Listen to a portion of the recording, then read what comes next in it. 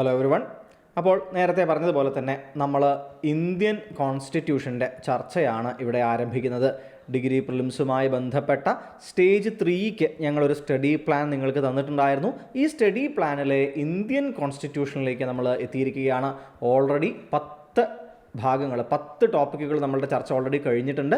ബാക്കി വിഷയങ്ങൾ നമ്മൾ എന്ത് ചെയ്യുന്ന ടോപ്പിക്കുകളും നമ്മൾ ചർച്ച ചെയ്യുന്നതായിരിക്കും. ഇന്നത്തെ നമ്മുടെ ടോപ്പിക് എന്ന് പറയുന്നത് ഇന്ത്യൻ കോൺസ്റ്റിറ്റ്യൂഷനാണ്. ഓക്കെ ആണല്ലോ. അപ്പോൾ നമുക്ക് ആദ്യത്തെ ചോദ്യത്തിലേക്ക്, ഫസ്റ്റ് ചോദ്യത്തിലേക്ക് എന്ത് ചെയ്യാം, നമുക്ക് കടക്കാം. നോക്കൂ, എന്താണ് ആദ്യ ചോദ്യം? നമ്മളിതിനെ പല പല സെക്ഷനുകളായിട്ട് തിരിച്ചിട്ടുണ്ട്. ഓക്കെ, ആദ്യത്തെ ഭാഗത്ത് നമ്മൾ കോൺസ്റ്റിറ്റ്യൂവൻ്റ് അസംബ്ലിയെയും പ്രിയാമ്പിളിനെയും കുറിച്ചിട്ടുള്ള 2 ചോദ്യങ്ങൾ കാണാനായിട്ട് പോവുകയാണ്. നിങ്ങൾക്കറിയാം, നമുക്ക് മൊത്തത്തിൽ എല്ലാ ഭാഗങ്ങളും ഈ ഒരു ചുരുങ്ങിയ സമയത്തിൽ കവർ ചെയ്യാനായിട്ട് പറ്റില്ല. പക്ഷെ നമുക്ക് എന്ത് ചെയ്യാൻ പറ്റും, പ്രധാനപ്പെട്ട ഭാഗങ്ങളൊക്കെ നമുക്കൊന്ന് കണ്ടുപോകാനായിട്ട്, ടച്ച് ചെയ്ത് പോകാനായിട്ട് സാധിക്കും. നോക്കൂ, കോൺസ്റ്റിറ്റ്യൂവൻ്റ് അസംബ്ലിയെക്കുറിച്ചാണ് ചോദ്യം. എന്തൊക്കെയാണ് ചോദിച്ചിട്ടുള്ളത്? The idea of constituent assembly for India was first put forward by M.N. Roy in 1934 എന്ന് പറയുന്നു. അതായത് ഇന്ത്യക്ക് വേണ്ടിയിട്ടുള്ള ഒരു കോൺസ്റ്റിറ്റ്യൂവൻ്റ് അസംബ്ലിയുടെ ഐഡിയ ആദ്യമായിട്ട് മുന്നോട്ടേക്ക് വെക്കുന്നത് M.N. റോയ് ആണ് എന്നാണ് എന്ത് ചെയ്യുന്നത്, ഇവിടുത്തെ ആദ്യ ഭാഗത്ത്, ഇപ്പോൾ ആദ്യ സ്റ്റേറ്റ്മെൻറ്റിൽ പറയുന്നത്. അടുത്ത സ്റ്റേറ്റ്മെൻറ്റ് പറയുന്നു, the constituent assembly was constituted under the cabinet mission plan of 1946. 1946 cabinet mission പ്ലാനിൻ്റെ അടിയിലായിട്ടാണ് എന്ത് ചെയ്യുന്നത്, നമ്മളുടെ ഈ ഒരു കോൺസ്റ്റിറ്റ്യൂവൻ്റ് അസംബ്ലി കോൺസ്റ്റിറ്റ്യൂട്ട് ചെയ്യാൻ അവസാനം തീരുമാനിച്ചത് എന്ന്. പിന്നെ പറയുന്നു, doctor B.R. Ambedkar was the chairman of drafting committee. Drafting കമ്മിറ്റിയുടെ ചെയർമാൻ B.R. അംബേദ്കർ ആണെന്ന് പറയുന്നു. Then the constitution was adopted on 26 ജനുവരി 1950 എന്നും പറയുന്നു. നോക്കൂ, നമ്മൾ ഈസി ആയിട്ടുള്ളൊരു 3 സ്റ്റേറ്റ്മെൻറ്റുകൾ വായിച്ച് വന്ന് അവസാനം ഒരൊറ്റ വാക്കിൻ്റെ പേരിൽ എന്ത് ചെയ്യും, നമ്മൾ ചിലപ്പോൾ പെടുന്നൊരു ഭാഗമാണിത് അല്ലേ. കാരണം എന്താണ്, ഇവിടെ അഡോപ്റ്റ് ചെയ്തത് ജനുവരി 26, 1950 എന്നാണ് ഇവർ പറയുന്നത്. ആണോ? അപ്പോൾ കറക്റ്റ് സ്റ്റേറ്റ്മെൻറ്റുകൾ ചോദിക്കുമ്പോൾ നമുക്ക് 4th സ്റ്റേറ്റ്മെൻറ്റ് മാത്രം വേണ്ടെന്ന് വെക്കേണ്ടതായിട്ട് വരും. അല്ലെങ്കിൽ 4th സ്റ്റേറ്റ്മെൻറ്റ് ഉള്ളത് 3ഉം കളയുക. നമ്മളപ്പോൾ എന്തിലേക്ക് എത്തുന്നു, ശരിയായിട്ടുള്ള ആൻസറിലേക്ക് എന്ത് ചെയ്യുകയാണ്, നമ്മൾ എത്തുകയാണ്. നോക്കൂ, ഇവിടെ നമ്മളുടെ ശരിയായിട്ടുള്ള ആൻസർ എന്ന് പറയുന്നത് എന്താണ് തീർച്ചയായിട്ടും വരുന്നത്, നമുക്ക് വരുന്നത് 1, 2 and 3 ഓൺലി എന്ന് പറയുന്നത്. 1, 2 and 3 ഓൺലി. കാരണം എന്താണ്, നോക്കൂ, M.N. റോയ് ആണ് 1934 ആദ്യമായിട്ട് അദ്ദേഹത്തിൻ്റെ തന്നെ അദ്ദേഹം പബ്ലിഷ് ചെയ്തിട്ടുണ്ടായിരുന്ന ദ പാട്രിയറ്റ് എന്ന് പറയുന്ന ദ പാട്രിയറ്റിലൂടെയാണ് എന്ത് ചെയ്യുന്നത്, അദ്ദേഹം ഈ ഒരു ആശയം മുന്നോട്ടേക്ക് ആദ്യമായിട്ട് എന്ത് ചെയ്യുന്നത്, വെക്കുന്നത്. പിന്നീട് കോൺസ്റ്റിറ്റ്യൂവൻ്റ് അസംബ്ലി എന്തിലൂടെ, ക്യാബിനറ്റ് മിഷൻ പ്ലാൻ 1946 വരുമ്പോൾ ഇതാണ് എന്ത് ചെയ്യുന്നത്, കോൺസ്റ്റിറ്റ്യൂവൻ്റ് അസംബ്ലിയുടെ രൂപീകരണത്തിലേക്ക് ഇമീഡിയറ്റ്ലി നയിക്കുന്നത്. And we know B.R. Ambedkar ആണ് ഡ്രാഫ്റ്റിംഗ് കമ്മിറ്റിയുടെ ചെയർപേഴ്സൺ ആയിട്ടുണ്ടായിരുന്നത്. ഇതൊക്കെ കറക്റ്റാണ്. ഇനി 4th സ്റ്റേറ്റ്മെൻറ്റ് റോങ് ആവുന്നത് എന്തിലൂടെയാണ്? നമുക്കറിയാം, കോൺസ്റ്റിറ്റ്യൂഷൻ അഡോപ്റ്റ് ചെയ്യപ്പെടുന്നത് നവംബർ 26, 1949. അതായത് നമ്മളുടെ കോൺസ്റ്റിറ്റ്യൂഷൻ്റെ ഉള്ളിലുള്ള 1 and only ഡേറ്റ് എന്ന് പറയുന്നത്, 1 and only ഡേറ്റ് എന്ന് പറയുന്നത് ഈ നവംബർ 26, 1949 എന്ന് പറയുന്നതാണ്. ഈ ഡേറ്റ് എന്തിൻ്റെ ഉള്ളിലാണ് എഴുതി വെച്ചിട്ടുള്ളത്? പ്രിയാമ്പിളിൻ്റെ ഉള്ളിലാണ് എഴുതി വെച്ചിട്ടുള്ളത്. എന്തിൻ്റെ ഉള്ളിലാണ്? പ്രിയാമ്പിളിൻ്റെ ഉള്ളിലാണ് ഈ ഡേറ്റ് നമുക്ക് കാണാൻ സാധിക്കുന്നത്. സോ കോൺസ്റ്റിറ്റ്യൂഷനിലുള്ള ഒരേയൊരു ഡേറ്റ് എന്നാണ് നമ്മൾ കോൺസ്റ്റിറ്റ്യൂഷൻ അഡോപ്റ്റ് ചെയ്തത്, അല്ലെങ്കിൽ മറ്റൊരു വാക്ക് കൂടി ഇവിടെ ഉപയോഗിക്കാറുണ്ട്. എന്താണത്?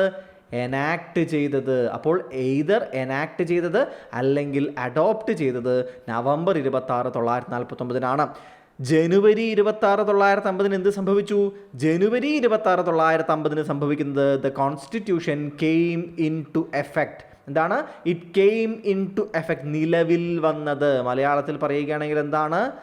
ഭരണഘടന നിലവിൽ വന്നത് ഈ ഒരു ഡേറ്റിലായിരുന്നു. മനസ്സിലാവുന്നുണ്ടോ? ഇതാണ് ഇവിടുത്തെ വ്യത്യാസം എന്നത് വളരെ കൃത്യമായിട്ട് ഓർത്ത് വെക്കുന്നതിന് വേണ്ടിയിട്ട് നിങ്ങൾ ശ്രദ്ധിക്കുക. ഓക്കെ ആണല്ലോ? ക്ലിയർ ആണല്ലോ ആ ഭാഗം? അപ്പോൾ ആദ്യ ചോദ്യത്തിലെ പോയിന്റുകൾ ശരിയും തെറ്റുകളും നമ്മൾ മനസ്സിലാക്കിയിട്ടുണ്ട്. സോ ആൻസർ എ ആണ് എന്നത് എന്ത് ചെയ്യുക, മനസ്സിലാക്കുക. ഇനി ഈ PDF-കൾ നമ്മൾ നിങ്ങൾക്ക് എന്ത് ചെയ്യുന്നതായിരിക്കും, ഈ PDF-കൾ നമ്മൾ നിങ്ങൾക്ക് നമ്മുടെ അക്കാഡമിക്സ് PSC എന്ന് പറഞ്ഞ ടെലിഗ്രാം ചാനൽ നമ്മൾ തരും. അപ്പോൾ അവിടെ നിന്ന് നിങ്ങൾക്ക് വേണമെങ്കിൽ എന്ത് ചെയ്യാം, ഇത് ഓഫ്ലൈൻ ഡൗൺലോഡ് ചെയ്ത് നിങ്ങൾക്ക് പ്രിൻ്റ് എടുക്കുകയാണെങ്കിൽ പോലും ഈ ഭാഗങ്ങളുമായി ബന്ധപ്പെട്ട നോട്ട്സ് എഴുതാൻ, എക്സ്ട്രാ പോയിന്റ് എഴുതാൻ, ഇനി അല്ല നിങ്ങൾ നിങ്ങളുടേതായിട്ടുള്ള ലാപ്ടോപ്പിലോ എവിടെയെങ്കിലുമാണ് കാണുന്നതെന്നുണ്ടെങ്കിൽ നിങ്ങൾക്ക് എന്ത് ചെയ്യാം, ഈ ഭാഗം കോൺസ്റ്റിറ്റ്യൂവൻ്റ് അസംബ്ലിയുമായി ബന്ധപ്പെട്ട് അതിലെ മെമ്പേഴ്സിൻ്റെ എണ്ണമോ എത്ര മെമ്പേഴ്സ് ഓരോ സമയത്തും ഉണ്ടായിരുന്നു നമുക്കറിയാം അല്ലേ. പാർട്ടീഷൻ്റെ മുമ്പും പാർട്ടീഷന് ശേഷവും എന്ന് പറഞ്ഞിട്ട് മെമ്പേഴ്സിൻ്റെ എണ്ണം മാറുന്നുണ്ട്. അതിൻ്റെ ഒരു എന്ത് ചെയ്യാം, എണ്ണങ്ങൾ നിങ്ങൾക്ക് വേണമെങ്കിൽ എഴുതി വയ്ക്കാം. കോൺസ്റ്റിറ്റ്യൂവൻ്റ് അസംബ്ലിയുമായി ബന്ധപ്പെട്ട് ആദ്യം എന്താ പറയുക, JB കൃപൽ ആദ്യം എന്ത് ചെയ്യുകയാണ്, ഫേസ് ചെയ്തത് ആരാണ്, അങ്ങനെയുള്ള പ്രധാനപ്പെട്ട കുറേ പോയിന്റുകളില്ലേ, അത്തരം പോയിന്റുകൾ എഴുതാനുള്ളൊരു സ്പേസാണ് ഇവിടെ നോട്ട്സ് എന്ന് വെച്ചിട്ട് എന്ത് ചെയ്യുന്നത് നിങ്ങൾക്ക് ഇപ്പുറത്ത് വിട്ട് തന്നിരിക്കുന്നത്. അവിടെ നിങ്ങൾക്ക് എന്ത് ചെയ്യാം, ഇത്തരം എക്സ്ട്രാ പോയിന്റുകൾ ഫില്ല് ചെയ്യാനായിട്ട് ഉപയോഗിക്കാം. അപ്പോൾ സോ ദാറ്റ് നിങ്ങൾക്ക് ഈ ഒരു ഭാഗം ഈ ഒരു എന്താ പറയുക PDF പിന്നീട് കാണുമ്പോൾ നിങ്ങൾക്ക് ഇവിടെ നമ്മൾ ചർച്ച ചെയ്യുന്നതിനെ കൂടാതെ അതിനപ്പുറത്തേക്കുള്ള മറ്റു കാര്യങ്ങൾ കൂടി എന്ത് ചെയ്യാൻ പറ്റും, PDF-ൽ നിന്ന് നിങ്ങൾക്ക് ലഭിക്കും. ഓക്കെ ആണല്ലോ, ശരി. ഇനി നമുക്ക് പ്രിയാമ്പിളിൻ്റെ ചില കാര്യങ്ങളിലേക്ക് കടക്കാം. നോക്കൂ, consider the following statements about the preamble of the Indian constitution. The preamble describes India as a sovereign, socialist, secular, democratic republic. First statement. The words socialist and secular were added by the 44th Constitutional Amendment of 1978. The preamble is considered as part of the Constitution as held in the Keshavananda Bharati case. Then the preamble can be amended under Article 368. ഇത്രയും സ്റ്റേറ്റ്മെൻറ്റുകളാണ് എന്ത് ചെയ്തിട്ടുള്ളത്, ഇവിടെ കൊടുത്തിട്ടുള്ളത്. അപ്പോൾ ഈ സ്റ്റേറ്റ്മെൻറ്റുകളിൽ നിന്ന് നമ്മൾ എന്ത് ചെയ്യേണ്ടതുണ്ട്, നമ്മൾ കണ്ടുപിടിക്കണം ഈ പ്രിയാമ്പിളുമായി ബന്ധപ്പെട്ട ശരിയായ എന്താ പറയുന്നത് സ്റ്റേറ്റ്മെൻറ്റുകൾ ഏതൊക്കെയെന്ന് എന്ത് ചെയ്യേണ്ടതുണ്ട്, നമുക്കൊന്ന് മനസ്സിലാക്കേണ്ടതുണ്ട്. നോക്കൂ, 1, 3 and 4, 1, 2 and 3, 2, 3 and 4, 1, 2, 3 and 4 ഇതൊക്കെയാണ് തന്നിട്ടുള്ളത്. അപ്പോൾ ഇതിൽ കറക്റ്റ് സ്റ്റേറ്റ്മെൻറ്റുകൾ ഏതൊക്കെയെന്നാണ് നമുക്ക് അറിയേണ്ടത്. പ്രിയാമ്പിൾ ഇന്ത്യയെ ഇങ്ങനെയല്ലേ ഡിസ്ക്രൈബ് ചെയ്തിട്ടുള്ളത്, തീർച്ചയായിട്ടുമാണ്. ഫസ്റ്റ് സ്റ്റേറ്റ്മെൻറ്റ് നമുക്കൊരു സംശയവുമില്ലാതെ ശരിയെന്ന് പറയാം. ഇനി പറയുന്നു സോഷ്യലിസ്റ്റ്, സെക്യുലർ എന്നീ വാക്കുകൾ 44ാം ഭരണഘടനാ ഭേദഗതിയിലൂടെ ഇട്ടു. ആണോ? അല്ല. 42nd കോൺസ്റ്റിറ്റ്യൂഷണൽ അമെൻമെൻറ്റ് നമുക്കറിയാം വ്യക്തമായിട്ട്. അപ്പോൾ സെക്കൻഡ് സ്റ്റേറ്റ്മെൻറ്റ് തെറ്റാണെന്ന് അറിയുന്നു. ഇനി നോക്കിക്കേ, 2 എന്ന് വരുന്ന ഭാഗങ്ങളൊക്കെ അപ്പം നമുക്ക് എന്ത് ചെയ്തു, നമുക്കിങ്ങ് സ്ട്രൈക്ക് ഔട്ട് ചെയ്തൂടെ? കറക്റ്റ് സ്റ്റേറ്റ്മെൻറ്റുകളല്ലേ ചോദിച്ചിട്ടുള്ളത്. സ്വാഭാവികമായിട്ടും നമുക്ക് 3ഉം 4ഉം അറിയേണ്ട ആവശ്യം പോലുമില്ല അല്ലേ.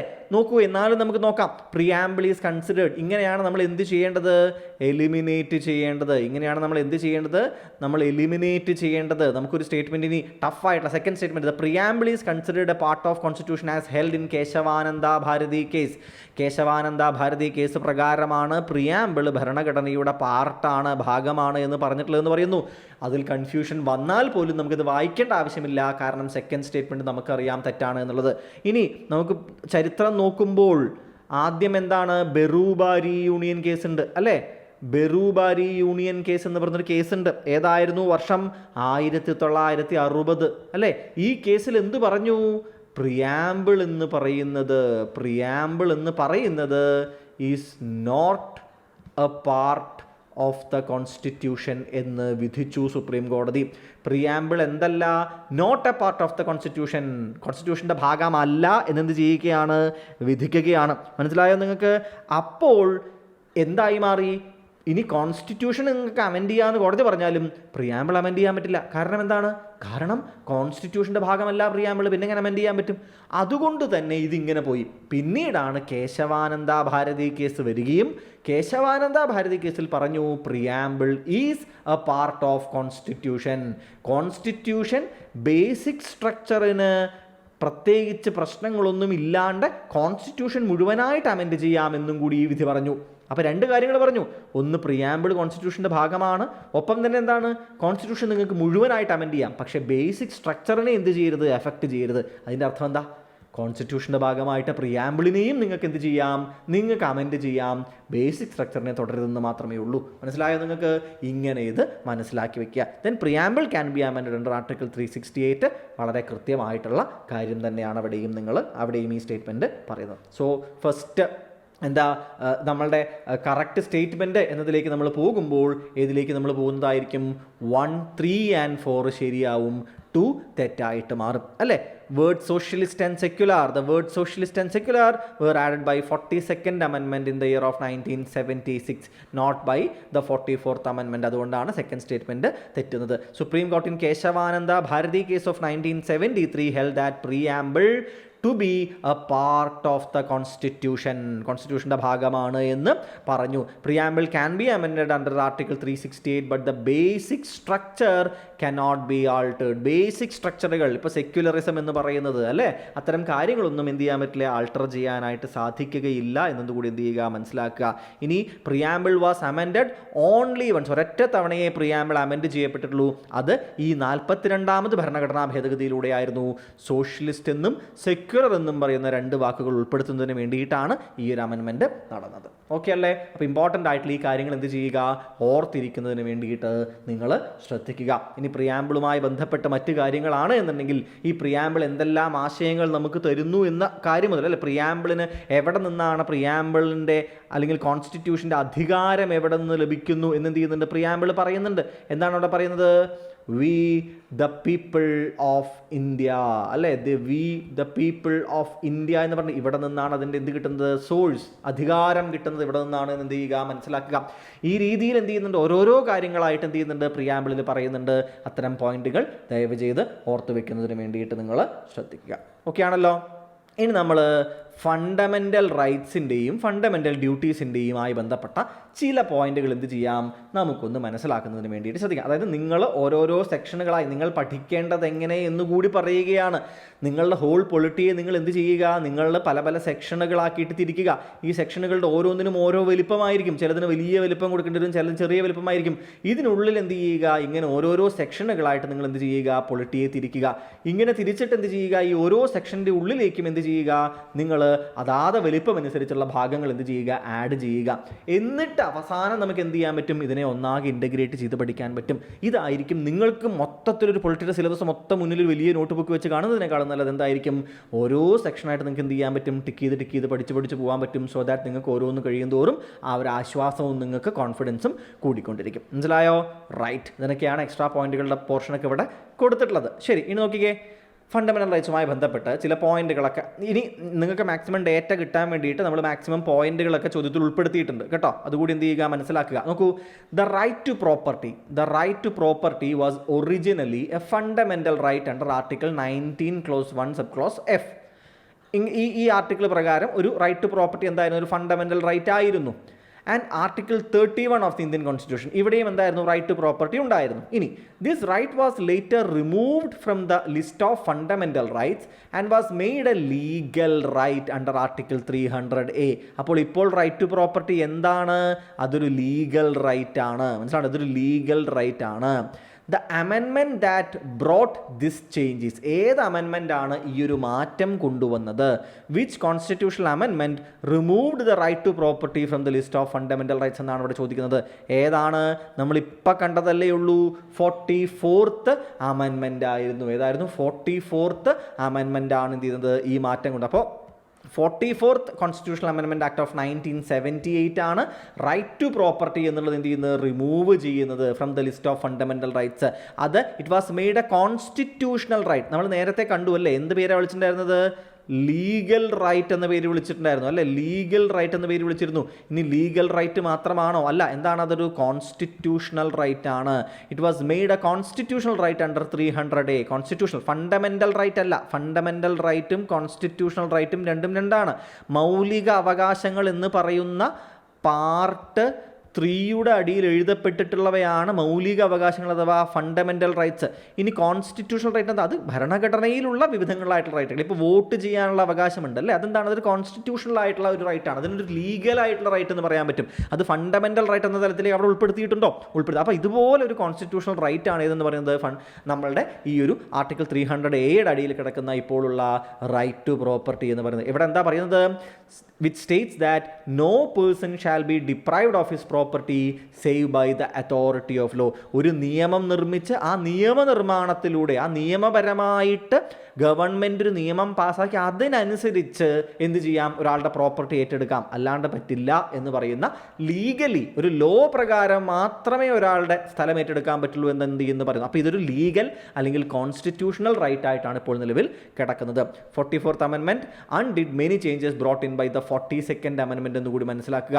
44th അമെൻമെൻറ്റ് നിങ്ങൾ നോക്കുന്ന സമയത്ത്, അതായത് എമർജൻസി പ്രൊവിഷൻസുമായി ബന്ധപ്പെട്ടിട്ട് പ്രസിഡന്റിൻ്റെ അധികാരം, ഇങ്ങനെ ഒരുപാട് കാര്യങ്ങൾ 42nd അമെൻമെൻറ്റ് എന്തെല്ലാമാണോ സാധാരണത്തിലും കവിഞ്ഞ അസാധാരണമായിട്ട് 42nd അമെൻമെൻറ്റും അതിന് മുമ്പുമായിട്ട് കൊണ്ടുവന്നിട്ടുള്ള വിവിധങ്ങളായിട്ടുള്ള പ്രധാന ചേഞ്ചുകളെല്ലാം എന്ത് ചെയ്തു? 44th അമെൻമെൻറ്റ് ക്യാൻസൽ ഔട്ട് ചെയ്തു. സോ 42nd അമെൻമെൻറ്റിനെ ക്യാൻസൽ ഔട്ട് ചെയ്യുന്ന രീതിയിൽ വന്നിട്ടുള്ളൊരു അമെൻമെൻ്റ് ആയിരുന്നു ഇത് 44th അമെൻമെൻറ്റ് എന്ന് പ്രത്യേകം മനസ്സിലാക്കാനായിട്ട് നിങ്ങൾ ശ്രദ്ധിക്കുക. ഇങ്ങനെ ചോദ്യം വന്നാലും നിങ്ങൾക്ക് എഴുതുന്നതിന് വേണ്ടിയിട്ട് സാധിക്കണം. ഓക്കെ അല്ലേ? അടുത്ത ചോദ്യം നോക്കൂ നിങ്ങൾ എന്താണെന്നുള്ളത്. അടുത്തത് ഫണ്ടമെൻ്റൽ റൈറ്റ്സുമായി തന്നെ ബന്ധപ്പെട്ടുള്ള ഒരു കാര്യമാണ്. എന്താണ്? Fundamental rights under Indian constitution are justiciable in nature. ഫാക്റ്റുകൾ കൂടി നിങ്ങൾക്ക് പറഞ്ഞു തന്നു പോവുകയാണ്. അപ്പം ഇവ ജസ്റ്റീഷ്യബിൾ ആണ്. എന്താ അതിൻ്റെ അർത്ഥം? You can move, fundamental rights ലംഘിക്കപ്പെട്ടാൽ you can move to the court of law, അല്ലെ? സുപ്രീം കോടതിയിലേക്ക് ഡയറക്റ്റ്ലി പോകാം, ഹൈക്കോടതികളിലേക്ക് നിങ്ങൾക്ക് പോകാം, അല്ലേ? They can be enforced through courts. അവ എൻഫോഴ്സ് ചെയ്യപ്പെടുത്താൻ നിങ്ങൾക്കുള്ള അവകാശം നിങ്ങൾക്കുണ്ട്. Article 32 gives the right to move the supreme court to for enforcement of fundamental rights. Doctor Ambedkar called article 32 the heart and soul of the constitution. അപ്പോൾ article 32 എന്ന് പറയുന്നത് എന്താണ്? നിങ്ങളുടെ ഫണ്ടമെൻ്റൽ റൈറ്റ് ലംഘിക്കപ്പെട്ട് കഴിഞ്ഞാൽ അത് എനിക്ക് പുനഃസ്ഥാപിച്ച് കിട്ടണം എന്ന് പറഞ്ഞുകൊണ്ട്, അത് എനിക്ക് എന്ത് ചെയ്തു തരണം? അത് റീസ്റ്റോർ ചെയ്തു തരണം എന്ന് പറഞ്ഞുകൊണ്ട് നിങ്ങൾക്ക് പോകാൻ പറ്റും ആർട്ടിക്കിൾ 32 പ്രകാരം. ഈ article 32 itself is a fundamental right, അല്ലെ? ആർട്ടിക്കിൾ 32 കൂടി എന്താണ്? അതൊരു ഫണ്ടമെൻ്റൽ റൈറ്റ് കൂടിയാണ്. അതുകൊണ്ടാണ് അതിനൊരു ഡബിൾ പ്രൊട്ടക്ഷൻ ഉണ്ട്. It is the heart and soul of the constitution എന്ന് പറയുന്നത്. However, certain fundamental rights are available only to citizens. ചില ഫണ്ടമെൻ്റൽ റൈറ്റ്സ് പൗരന്മാർക്ക് മാത്രം അവൈലബിൾ ആണ്. They are not available to foreigners. നോക്കിക്കേ, which of the following fundamental rights is available to both citizens and foreigners? താഴെ തന്നിട്ടുള്ളവയിൽ സിറ്റിസൺസിനും ഫോറിനേഴ്സിനും ഒരുപോലെ both available ആയിട്ടുള്ള fundamental right ഏതൊക്കെയെന്നാണ് ചോദിക്കുന്നത്. ഏതൊക്കെയാണ്? ആർട്ടിക്കിൾ 15, 16, 22, 19 എന്ന് പറയുന്നു. നമുക്കറിയാം പ്രൊട്ടക്ഷൻ എഗെയിൻസ്റ്റ് ആർബിട്രറി അറസ്റ്റ് എന്ന് പറയുന്നത് സിറ്റിസൺസിനും ഫോറിനേഴ്സിനും അവൈലബിൾ ആയിട്ടുള്ള ഒരു റൈറ്റാണ്. നോക്കൂ, ഇവിടുത്തെ ആൻസർ നമ്മളിപ്പോൾ പറഞ്ഞു ഓൾറെഡി. എന്താണ് അവൈലബിൾ ആയിട്ടുള്ള? രണ്ട് കൂട്ടർക്കും അവൈലബിൾ ആയിട്ടുള്ള റൈറ്റ് എന്ന് പറയുന്നത് പ്രൊട്ടക്ഷൻ അഗെയിൻസ്റ്റ് ആർബിട്രറി അറസ്റ്റ് ആണ്. ഇനി ആർട്ടിക്കിൾ 22 എന്താണ്? രണ്ട് കൂട്ടർക്കും അവൈലബിൾ ആണെന്ന് പറഞ്ഞു. നോക്കൂ, ഏതൊക്കെയാണ് സിറ്റിസൺസ് ഓൺലി ആയിട്ടുള്ള ആർട്ടിക്കിളുകൾ? 15, 16, 19, 29, 30 എന്നിങ്ങനെ 5 ഫണ്ടമെൻ്റൽ റൈറ്റുകൾ ആർക്ക് മാത്രം അവൈലബിൾ ആയിട്ടുള്ളതാണ്? സിറ്റിസൺസിന് ഓൺലി അവൈലബിൾ ആയിട്ടുള്ളവയാണ്. Article 14 equality before the law മുതൽ അങ്ങോട്ട് തുടങ്ങി ബാക്കിയെല്ലാം എങ്ങനെയാണ്? ബാക്കിയെല്ലാം ഓൾ പേഴ്സൺസ്, അതായത് ഇൻക്ലൂഡിങ് ഫോറിനേഴ്സ് അവൈലബിൾ ആണ്. അതിൻ്റെ ലിസ്റ്റ് ഇവിടെ കൊടുത്തിട്ടുണ്ട്. മനസ്സിലാവുന്നുണ്ടോ? Article 15, 16, 19, 30 only citizens. ബാക്കിയെല്ലാം 14, 17, 20, 21, 22, 23, 24, 25, 26, 27, 28 all persons, irrespective of whether they are citizens or foreigners, എല്ലാവർക്കും അവൈലബിൾ ആണ്. കൃത്യമാണല്ലോ? ആ ഭാഗം മനസ്സിലാക്കിയിട്ടുണ്ടെന്ന് വിചാരിക്കുന്നു. ഇനി ഫണ്ടമെൻ്റൽ റൈറ്റ്സുമായി ബന്ധപ്പെട്ട പ്രധാനപ്പെട്ട ആർട്ടിക്കിളുകളൊക്കെ ഓർത്ത് വയ്ക്കുക. മനസ്സിലാവുന്നുണ്ടോ? പ്രധാനപ്പെട്ട ആർട്ടിക്കിളുകൾ ഓരോന്നും ഇപ്പോൾ നമ്മളുടെ എന്താ പറയുന്നത് 25 മുതൽ 28 വരെ എന്താണ്? Right to religion, freedom of religion ആണ്, അല്ലേ? അപ്പോൾ അതെന്ത് ചെയ്യുക? പലതവണയായിട്ട് ചോദിച്ചിട്ടുള്ളതാണ് റൈറ്റ് ടു റിലീജിയൻ എന്ന് പറയുന്നത്. ഇനി ആർട്ടിക്കിൾ 19 അറിയപ്പെടുന്ന മറ്റൊരു പേരെന്താണ്? ആർട്ടിക്കിൾ 19 അറിയപ്പെടുന്ന മറ്റൊരു പേരെന്താണ്? പ്രൊട്ടക്ഷൻ ഓഫ്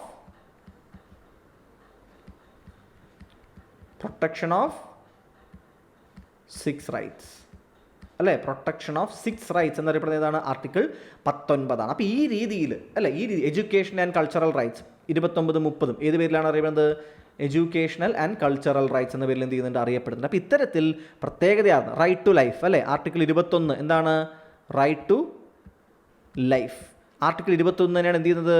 നമ്മുടെ രാജ്യത്ത് നിന്ന് പുറത്തേക്ക് ട്രാവൽ ചെയ്യാനും പിന്നെ തിരിച്ച് ട്രാവൽ ചെയ്യാനും ഉള്ള അധികാരം കൊടുക്കുന്നത് ഏതാണ്? ആർട്ടിക്കിൾ 21 ആണ്, അല്ലേ? ഇന്ത്യയുടെ ഉള്ളിൽ ത്രൂ ഔട്ട് ദ ഇന്ത്യൻ ടെറിട്ടറിയുടെ ഉള്ളിൽ യാത്ര ചെയ്യാനുള്ള അവകാശം കൊടുക്കുന്നത് ഏതാണ്? അത് ആർട്ടിക്കിൾ 19 ആണ്. ആർട്ടിക്കിൾ 19 ഇന്ത്യൻ ടെറിട്ടറിയുടെ ഉള്ളിൽ ത്രൂ ഔട്ട് യാത്ര ചെയ്യാനുള്ള അധികാരം കൊടുക്കുന്നുണ്ട്. ഇന്ത്യൻ ടെറിട്ടറിയിൽ നിന്ന് വെളിയിലേക്ക് പോകാനും തിരിച്ചു വരാനുമുള്ള അധികാരം കൊടുക്കുന്ന ഏതാണ്? ആർട്ടിക്കിൾ 21 ആണ്. അപ്പോൾ ഇത്തരത്തിൽ പ്രത്യേകതയാർന്ന സ്പെഷ്യൽ ആയിട്ടുള്ള കുറേ കേസുകളുണ്ട്. അവയെല്ലാം പ്രത്യേകം ഓർത്തിരിക്കാനായിട്ട് എന്ത് ചെയ്യുക? നിങ്ങൾ പ്രത്യേകം ശ്രദ്ധിക്കുക. ഓക്കെ ആണല്ലോ? അടുത്ത ചോദ്യത്തിലേക്ക് പോയാലോ നമുക്ക്? എങ്ങനെയാണെന്നുണ്ടെങ്കിൽ അപ്പോൾ നമ്മൾ അടുത്ത ചോദ്യത്തിലേക്ക് എത്തിയിരിക്കുകയാണ്. DPSPs, directive principles of state പോളിസിയാണ് ഇവിടെ നമ്മൾ സംസാരിക്കുന്നത്. നോക്കൂ, directive principles of state policies are contained in part 4 ഓർക്കുക, ആർട്ടിക്കിൾ 36-51 ഓർക്കുക, പലതവണ ചോദിച്ചിട്ടുള്ളൊരു ഭാഗമാണ് of Indian constitution. They are non justiciable. എന്താണ് they are non justiciable? Meaning they cannot be enforced by courts. അതായത് അൺലൈക്ക് ദ ഫണ്ടമെൻ്റൽ റൈറ്റ്സ്, അല്ലേ, unlike the fundamental റൈറ്റ്സുമായി compare ചെയ്യുന്ന സമയത്ത് അവ എന്തല്ല, എൻഫോഴ്സബിൾ അല്ല. ഫണ്ടമെൻ്റൽ റൈറ്റ് ഒരാളുടെ ലംഘിക്കപ്പെട്ടാൽ അയാൾക്ക് എന്ത് ചെയ്യാം?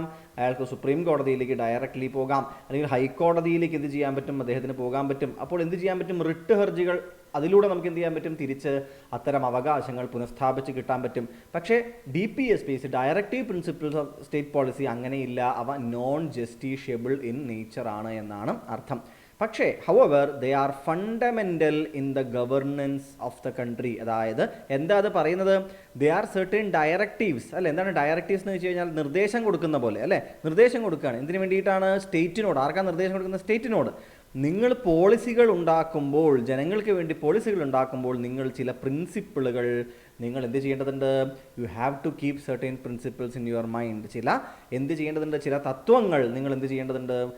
മനസ്സിൽ കരുതേണ്ടതുണ്ട്. അതുകൊണ്ടാണ് അവയെ മാർഗനിർദ്ദേശക തത്വങ്ങൾ എന്ന് പറയുന്നത്, അല്ലേ. മാർഗനിർദ്ദേശക തത്വങ്ങൾ എന്ന് പറയാനുള്ള കാരണം എന്താണ്? കാരണം അത് ഗവൺമെൻറ്റിനോട് പറയുകയാണ്, നിങ്ങൾ ചില നിയമങ്ങൾ ഉണ്ടാക്കുമ്പോൾ, പോളിസികൾ നിർമ്മിക്കുമ്പോൾ ചില പ്രിൻസിപ്പിൾസ് എന്ത് ചെയ്യുക? മനസ്സിൽ കരുതുക. ഇനി DPSPs are broadly classified as socialistic, Gandhian and liberal intellectual principles. ഇങ്ങനെ 1, 2, 3 എന്നിങ്ങനെ 3 രീതിയിൽ DPSPs, directive principles of state policies വിഭജിക്കപ്പെട്ടിട്ടുണ്ട്. ഇനി directive principles of state policies അഥവാ DPSPs എന്താണ് ലക്ഷ്യമാക്കുന്നത് എന്ന് ചോദിച്ചു കഴിഞ്ഞാൽ എഴുതുക, ഒരു വെൽഫെയർ സ്റ്റേറ്റ്. എന്താണ്? ഒരു വെൽഫെയർ സ്റ്റേറ്റാണ് DPSPസിൻ്റെ ഉദ്ദേശം എന്നുകൂടി എന്ത് ചെയ്യുക? എഴുതുന്നതിന് വേണ്ടിയിട്ട് ശ്രദ്ധിക്കുക. ഇനി നോക്കിക്കേ, ഒരു ഉദാഹരണം പറയുകയാണ്. എന്താണ്? ആർട്ടിക്കിൾ 44. ഏതാണ്? Article 44 of the constitution directs the state to secure for citizens a uniform civil code. പല തവണയായി വന്നിട്ടുള്ളൊരു ചോദ്യമാണ്, അല്ലേ. ആർട്ടിക്കിൾ 44 എന്ത് എന്ന് ചോദിക്കാറുണ്ട്, അല്ലെങ്കിൽ യൂണിഫോം സിവിൽ കോഡുമായി ബന്ധപ്പെട്ടിട്ടുള്ള DPSP അല്ലെങ്കിൽ ആർട്ടിക്കിൾ ഏത് എന്ന് ചോദിക്കാറുണ്ട്. ഇത് രണ്ടും എന്ത് ചെയ്യുക? അങ്ങോട്ടും ഇങ്ങോട്ടും കണക്ട് ചെയ്ത് ഓർത്ത് വെക്കുന്നതിന് വേണ്ടിയിട്ട് ശ്രദ്ധിക്കുക. ഇനി ഇവിടെ നിന്ന് വരാൻ സാധ്യതയുള്ളൊരു ചോദ്യം നോക്കൂ. Which of the following is a Gandhian directive principle? താഴെ തന്നിട്ടുള്ളവയിൽ ഏതാണ് ഒരു ഗാന്ധിയൻ ഡയറക്റ്റീവ് പ്രിൻസിപ്പിൾ എന്ന് ചോദിക്കുകയാണ്. ഇതിലേതാണ്? Equal pay for equal work, organisation of village panchayat, right to work, education and public assistance, living wage for workers. നോക്കൂ, ഞാൻ നിങ്ങളോട് എപ്പോഴും പറയാറുണ്ട്, സോഷ്യലിസ്റ്റിക്, ഗാന്ധിയൻ, അതുപോലെ തന്നെ ലിബറൽ ഇൻ്റലക്ച്വൽ, അത് തിരിച്ചറിയാനുള്ള എളുപ്പമാർഗം എന്താ? സോഷ്യലിസം എന്ന് വെച്ചാൽ എന്താണ്? വർക്കേഴ്സിന് ആവശ്യമായ ശമ്പളം കിട്ടുക, അവർക്ക് ഇൻഡസ്ട്രീസിലും മറ്റും പാർട്ടിസിപ്പേഷൻ ഉറപ്പാക്കുക, രാജ്യത്തിൻ്റെ റിസോഴ്സുകൾ ഈക്വലായിട്ട് എല്ലാവരിലേക്കും, അപ്പോൾ തുല്യത എന്ന് പറയുന്ന ഒരു അർത്ഥം വരികയാണെങ്കിൽ അവ എന്താണ്? അവ സോഷ്യലിസ്റ്റിക് ആണ്. അപ്പോൾ equal pay for equal work, അല്ലെ, ലിവിങ് വേജ് ഫോർ വർക്കേഴ്സ്, ഇതൊക്കെ എന്താണ്? ഒരു സോഷ്യലിസ്റ്റിക് ഐഡിയ ആയിട്ട് എന്ത് ചെയ്യാറുണ്ട്? വരാറുണ്ട്, അല്ലേ. Right to work, education and public assistance. ഇനി ഗാന്ധിജിയുടെ സ്വപ്നങ്ങളിലെ പ്രധാനപ്പെട്ട കാര്യങ്ങളിലൊന്നും എന്തായിരുന്നു? വില്ലേജുകളിലേക്ക്, ഗ്രാമസ്വരാജ്, അല്ലേ, ഗ്രാമങ്ങളിലേക്ക് അധികാരം എത്തണം. അപ്പോൾ organisation of village panchayat article 40 പറയുന്നു. അത് തീർച്ചയായിട്ടും എന്തായിരിക്കും? ഗാന്ധിയൻ ഡയറക്റ്റീവ് പ്രിൻസിപ്പിൾ ആയിരിക്കും. മനസ്സിലായോ നിങ്ങൾക്ക്? അപ്പോൾ ഓർത്തിരിക്കാനായിട്ട് എന്ത് ചെയ്യുക? പ്രത്യേകം നിങ്ങൾ ശ്രദ്ധിക്കുക. നിങ്ങൾക്കിനി ഇത് കൃത്യമായി അറിയില്ലെങ്കിൽ പോലും നിങ്ങൾക്ക് എന്തിനു സാധിക്കണം? ഇങ്ങനെ ഊഹിച്ചെഴുതാൻ സാധിക്കണം.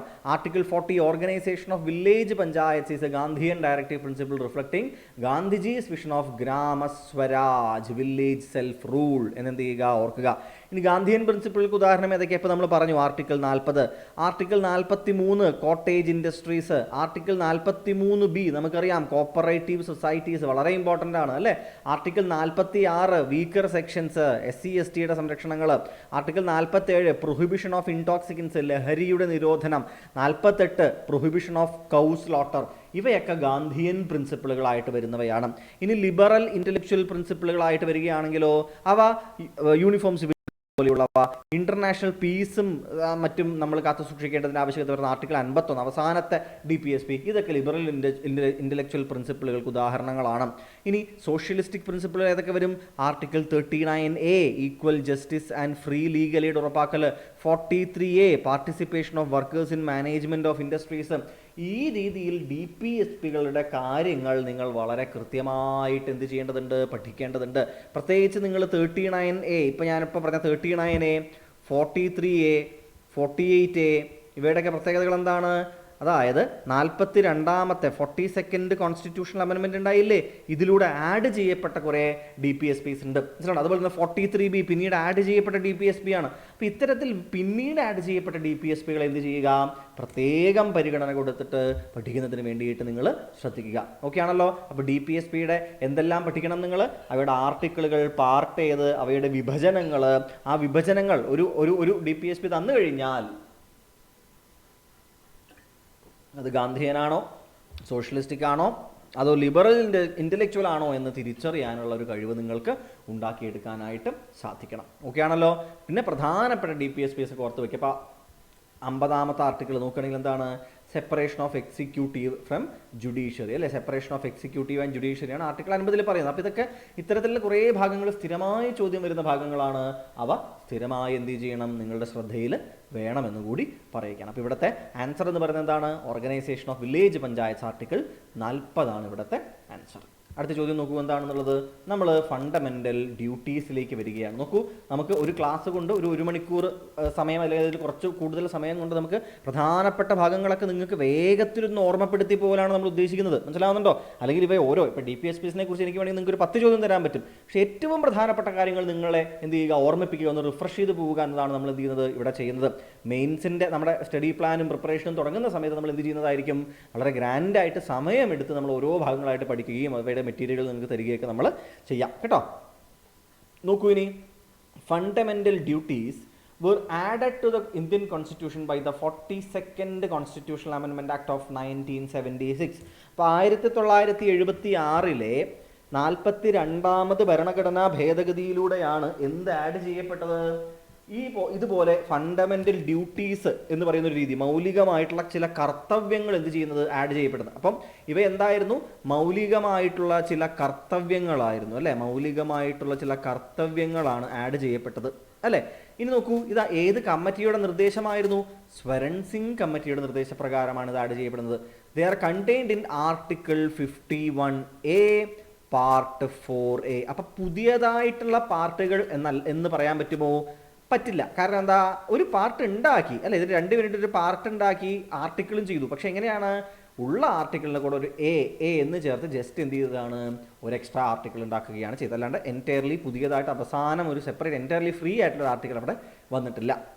മനസ്സിലാവുന്നുണ്ടോ? ഇത് പിന്നീട് വിമർശനങ്ങൾക്ക് വിധേയമായിട്ടുണ്ട്. ഇങ്ങനെ 51A എന്ന് പറയുന്ന, അതായത് 51 എന്ന് പറയുന്നത് ഒരു DPSP ആണ്, അല്ലേ? എന്നിട്ട് അതിൻ്റെ ഒപ്പം A ചേർത്തിട്ട് എന്താണ്? അതിൻ്റെ അടിയിൽ ABCD എന്നും പറഞ്ഞിട്ട് എന്ത് ചെയ്യുകയാണ്? ഡ്യൂട്ടീസ് ആഡ് ചെയ്തപ്പോൾ ഫണ്ടമെൻ്റൽ ഡ്യൂട്ടീസിൻ്റെ ഒരു ഇമ്പോർട്ടൻസ് കളഞ്ഞു എന്നെന്ത് ചെയ്യുന്നുണ്ട്? പലപ്പോഴും പറയാറുണ്ട്. എന്ത് ചെയ്യുക? അത് മനസ്സിലാക്കുക, ഓർത്തിരിക്കുക. ഇനി ഒറിജിനലി ശരിക്കും ആദ്യം 10 fundamental duties were added. Later, a new duty was added by the 86th Constitutional Amendment Act of 2002. മനസ്സിലാവുന്നുണ്ടോ? അപ്പം എന്താ ചോദ്യം നോക്കൂ. How many fundamental duties are there in the Indian constitution currently? അപ്പം ആദ്യം 10 ഉണ്ടായിരുന്നു. പിന്നെ ഒരു തവണ മാത്രം ഫണ്ടമെൻ്റൽ ഡ്യൂട്ടീസ് അമെൻഡ് ചെയ്യപ്പെട്ടു. അങ്ങനെ 86th കോൺസ്റ്റിറ്റ്യൂഷണൽ അമെൻമെൻറ്റിലൂടെ 2002 എന്ത് ആഡ് ചെയ്യപ്പെടുന്നു? ഒരു ഡ്യൂട്ടി കൂടി ആഡ് ചെയ്യപ്പെടുന്നു. അപ്പോൾ 10 11 എണ്ണം എപ്പുണ്ട്? ഇവിടെയുണ്ട് എന്ന കാര്യം നിങ്ങൾ ആലോചിക്കേണ്ടതായിട്ടുണ്ട്. അപ്പോൾ എന്താണ് ഇതുമായി ബന്ധപ്പെട്ടിട്ട് നിങ്ങൾ അറിഞ്ഞിരിക്കേണ്ട എക്സ്ട്രാ പോയിന്റുകൾ എന്തെല്ലാമാണെന്ന് നമുക്കൊന്ന് നോക്കിയാലോ? നോക്കൂ, currently there are 11 fundamental duties in the Indian constitution. Originally there were 10 duties. ഏതാണ്? Originally there were 10 duties and originally the 10 duties were added by the 42nd amendment in the year of 1976. പക്ഷേ 86ാമത് ഭരണഘടനാ ഭേദഗതി 2002 11ാമത് duty കൂടി add ചെയ്യപ്പെട്ടു. എന്തായിരുന്നു 86ാമത് amendment ഉദ്ദേശിക്കുന്നത്? നമുക്കറിയാം, അല്ലേ? എന്താണ്? Free and compulsory primary education, അല്ലേ? അപ്പോൾ ഒരു ഡ്യൂട്ടി ആയിട്ട് രക്ഷകർത്താക്കൾക്ക് ഒരു ഡ്യൂട്ടി കൂടി ആഡ് ചെയ്യുകയാണ് അല്ലേ. നമുക്കറിയാം 21A എന്ന് പറയുന്ന ആർട്ടിക്കിൾ ആഡ് ചെയ്യപ്പെട്ട് ഫ്രീ ആൻഡ് കമ്പൽസറി എഡ്യൂക്കേഷൻ കൊടുക്കുന്നതിനോടൊപ്പം രക്ഷകർത്താക്കൾക്ക് ഒരു ഡ്യൂട്ടി കൂടി ആഡ് ചെയ്യുന്നു. It shall be the duty of every citizen who is a parent or guardian to provide opportunities for education to his child or ward between the age of 6 and 14 years. 6 മുതൽ 14 വയസ്സ് വരെയുള്ള കുട്ടികൾക്ക് അവരുടെ രക്ഷകർത്താക്കൾ എന്നുള്ള രീതിയിൽ വിദ്യാഭ്യാസത്തിന് ആവശ്യമായിട്ടുള്ള ഓപ്പർച്യൂണിറ്റികൾ തയ്യാറാക്കി കൊടുക്കുക എന്നുള്ളത് ഓരോരുത്തരുടെയും ഡ്യൂട്ടിയാണ് എന്ന് 86th അമെൻമെൻറ്റ് 11ാമത്തെ ഡ്യൂട്ടി ആയിട്ട് ആഡ് ചെയ്യുകയുണ്ടായി ഈ ഒരു പരിപാടി. ഇനി നോക്കൂ, ഈ ആർട്ടിക്കിൾ ഏതായിരുന്നു? 51A sub clause K. മനസ്സിലാവുണ്ടോ? കെ ആണ് ഇതെന്ത് ചെയ്യുന്നത് പറയുന്നത്.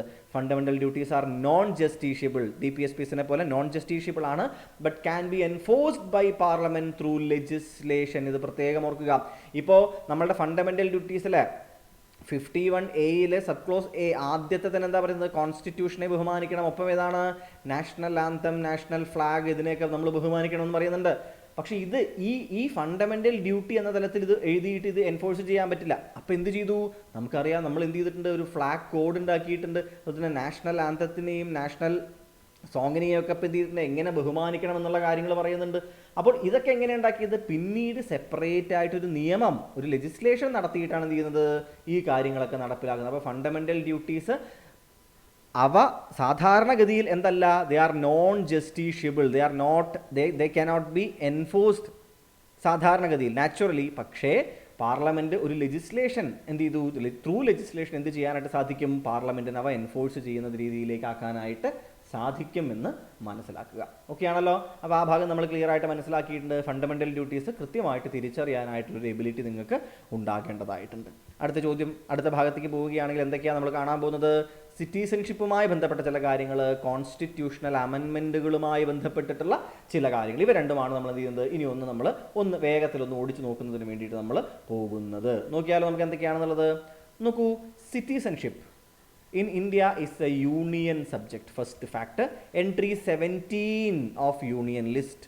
The Citizenship Act of 1955 വർഷം പ്രത്യേകം ഓർത്തിരിക്കുക, deals with the acquisition and termination of citizenship. Citizenship ലഭ്യമാക്കുന്നതിനെക്കുറിച്ചും സിറ്റിസൺഷിപ്പ് ഇല്ലാതാവുന്നതിനെക്കുറിച്ചും ചർച്ച ചെയ്യുന്ന ആക്ട് ഏത് ആക്ടാണ്? അതിൻ്റെ ബേസിസ് സിറ്റിസൺഷിപ്പ് ആക്ട് ഓഫ് 1955 ആണ്. ഇനി the constitution originally provided for citizenship by domicile in article 5 to 11. Domicile ബേസിസിൽ എന്ത് ചെയ്യുന്നുണ്ട്? സിറ്റിസൺഷിപ്പ് അല്ലേ, ഡൊമിസൈൽ എവിടെയാണ് അവിടെ താമസിക്കുന്ന ആൾക്കാർ എന്ന തലത്തിൽ എന്ത് ചെയ്യുന്നുണ്ട്? 5 മുതൽ 11 വരെയുള്ള ആർട്ടിക്കിളിലൂടെ എന്ത് ചെയ്യുന്നുണ്ട്? സിറ്റിസൺഷിപ്പ് കൊടുക്കുന്നുണ്ട്.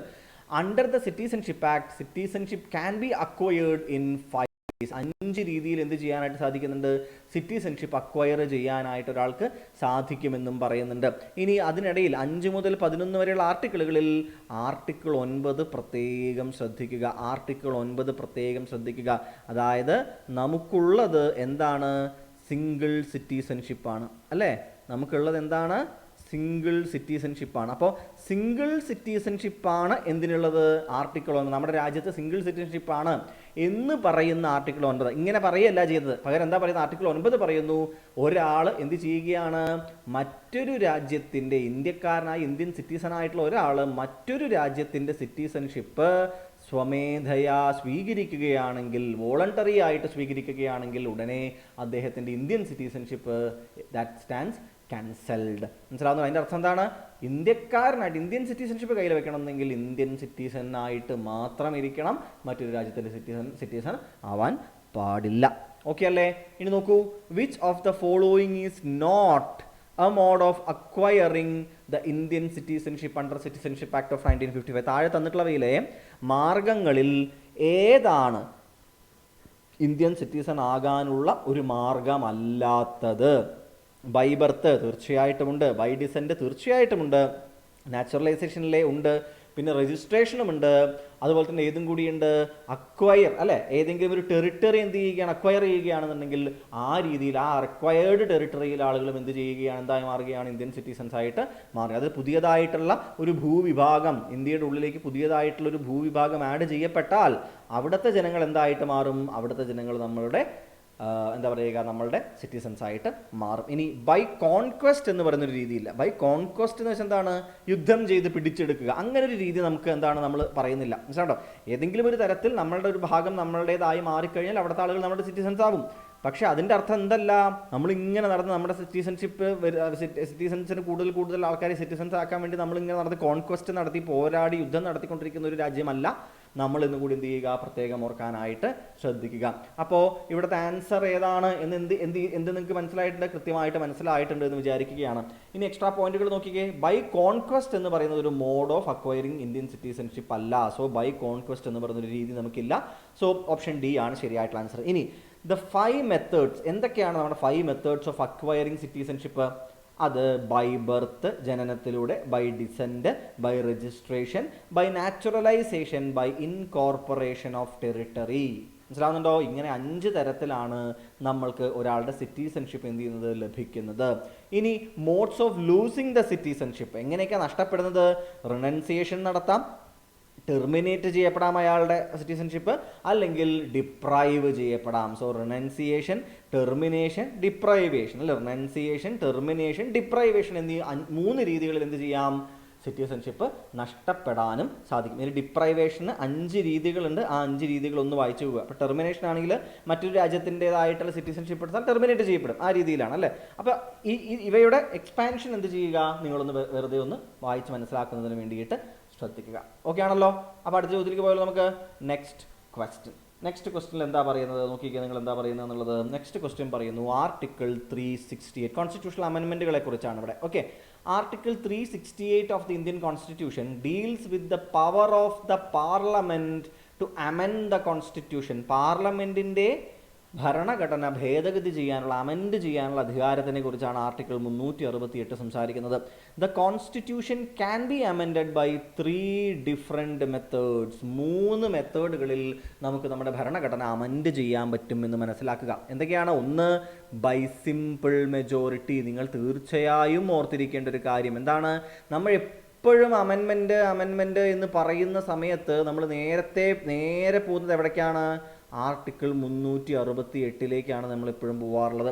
ഇനി ആർട്ടിക്കിൾ 368 എന്ന് പറയുന്നത് ഏതാണ്? ആർട്ടിക്കിൾ 368 എന്ന് പറയുന്നത് ഈ 2 രീതികളെയാണ്. അതായത് സ്പെഷ്യൽ മെജോറിറ്റിയിൽ ഒരു അമെൻമെൻറ്റ് നടത്തണമെന്നുണ്ടെങ്കിൽ 2/3 majority of present and voting. എന്താണ്? 2/3 majority of present and voting. അവിടെ പ്രസൻറ്റായി വോട്ട് ചെയ്യുന്ന ആളുകളിൽ 2/3 മെജോറിറ്റി വേണം. ആൻഡ് അതെന്തും കൂടി ആയിരിക്കണം, that should be more than 50% of the total membership. മൊത്തം മെമ്പർഷിപ്പിൻ്റെ 50%-ലും കൂടുതലും വേണം. ഇത് മനസ്സിലാവുന്നുണ്ടോ നിങ്ങൾക്ക്? അപ്പോൾ സ്പെഷ്യൽ മെജോറിറ്റി എന്ന് വെച്ചാൽ എന്തായിരിക്കണം? 2/3 മെജോറിറ്റി അല്ലേ? മൊത്തം പങ്കെടുക്കുന്ന ആളുകളുടെ എന്താണ് 2/3 മെജോറിറ്റി കിട്ടിയിരിക്കണം. ഓൾസോ എന്തായിരിക്കണം? ഈ എണ്ണം എന്ന് പറയുന്നത് ടോട്ടൽ മെമ്പർഷിപ്പിൻ്റെ 50%-നും മുകളിലും ആയിരിക്കണം. മനസ്സിലാവുന്നുണ്ടോ? ഇനി ഇത് കൂടാതെ ചില കാര്യങ്ങൾ, അതായത് ഈ ഫെഡറൽ സ്വഭാവമുള്ള, ഫെഡറൽ സ്ട്രക്ചറിനെ ബാധിക്കുന്ന ചില കാര്യങ്ങൾ നടപ്പിലാക്കണമെന്നുണ്ടെങ്കിൽ ഈ പറഞ്ഞ സ്പെഷ്യൽ മെജോറിറ്റിയും വേണം.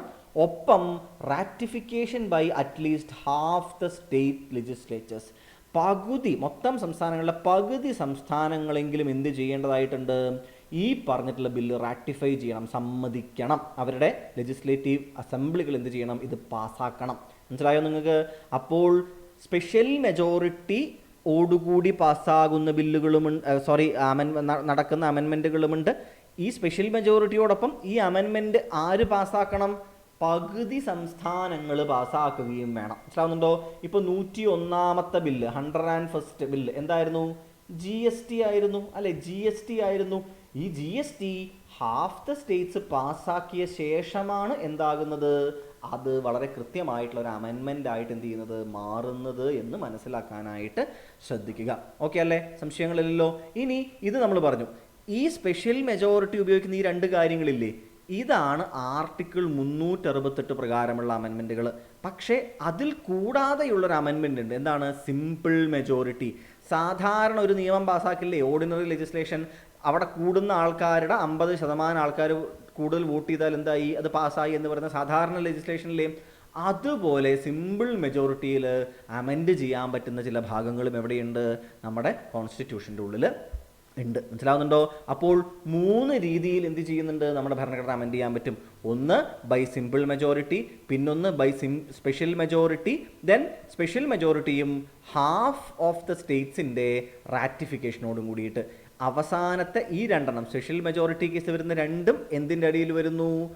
ആർട്ടിക്കിൾ 368 അടിയിലാണ് വരുന്നത്. ഇത് അങ്ങനെയല്ല. മറ്റ് ആർട്ടിക്കിൾ 368 പുറത്ത് ഭരണഘടന അമെൻഡ് ചെയ്യാൻ പറ്റുന്ന, ഭേദഗതി ചെയ്യാൻ പറ്റുന്ന ഒരു രീതിയാണ് ബൈ സിമ്പിൾ മെജോറിറ്റി എന്ന് പറയുന്നത്. ഈ ഫാക്റ്റുകൾ ഓർത്ത് വെക്കുക. ഇനി which of the following requires ratification by at least half of the state legislatures to be amended? താഴെ തരുന്നവയിൽ ഏതാണ് പകുതിയോളം സംസ്ഥാനങ്ങളുടെ ലെജിസ്ലേച്ചേഴ്സിൻ്റെ റാറ്റിഫിക്കേഷൻ വേണ്ടതായിട്ടുള്ള ഒരു വിഷയം? Fundamental rights, directive principles of state policy, election of the president, fundamental duties. നോക്കൂ, fundamental right, directive principles, fundamental, ഇതൊക്കെ ഏതാണ്ട് ഒരേ സ്വഭാവമുള്ള ഒരേ കാറ്റഗറിയിൽ പെടുന്ന ആളുകളല്ലേ? ഇവിടെ വ്യത്യാസമായിട്ടുള്ള ആൾ ആര് മാത്രമാണ്? Election of the president. പ്രസിഡന്റിൻ്റെ വോട്ടിംഗ്, പ്രസിഡന്റിനെ തിരഞ്ഞെടുക്കുന്നത് വെച്ച് കഴിഞ്ഞാൽ ആരൊക്കെയാണ് വോട്ട് ചെയ്യുന്നത്? അതിൽ MLA-മാരും വോട്ട് ചെയ്യുന്നുണ്ട്. അതായത് സംസ്ഥാനങ്ങൾക്ക് വളരെ കൃത്യമായൊരു പങ്ക് ഇലക്ഷൻ ഓഫ് ദ പ്രസിഡന്റിലുണ്ട്. ആൻഡ് ഫെഡറൽ സ്വഭാവം എന്ന് പറയുന്നത്, അല്ലേ, ഫെഡറൽ സ്വഭാവം കാത്തു സൂക്ഷിക്കുക എന്ന് പറയുമ്പോൾ എന്താണ്? Election of the president federal സ്വഭാവവുമായി വളരെ ബന്ധപ്പെട്ട് കിടക്കുന്നു. അതിനാൽ തന്നെ ഇലക്ഷൻ ഓഫ് ദ പ്രസിഡന്റുമായി ബന്ധപ്പെട്ട എന്തെങ്കിലും കാര്യങ്ങൾ മാറ്റണമെന്നുണ്ടെങ്കിൽ അത് ഏത് രീതിയിൽ നടക്കുകയുള്ളൂ? സ്പെഷ്യൽ മെജോറിറ്റിയും ലഭിക്കണം, പകുതി സംസ്ഥാനങ്ങളുടെ റാറ്റിഫിക്കേഷനും അവിടെ സംഭവിക്കണം. മനസ്സിലായോ നിങ്ങൾക്ക്? അപ്പോൾ ആർട്ടിക്കിൾ 368 കൂടാതെയുള്ള അമെൻമെൻറ്റുകളും ഉണ്ട് എന്ന കാര്യം എന്ത് ചെയ്യുക? കൃത്യമായി ഓർത്തിരിക്കാനായിട്ട് നിങ്ങൾ ശ്രദ്ധിക്കുക. റൈറ്റ്? അതിൽ സംശയങ്ങളൊന്നും ഇനി പാടില്ല.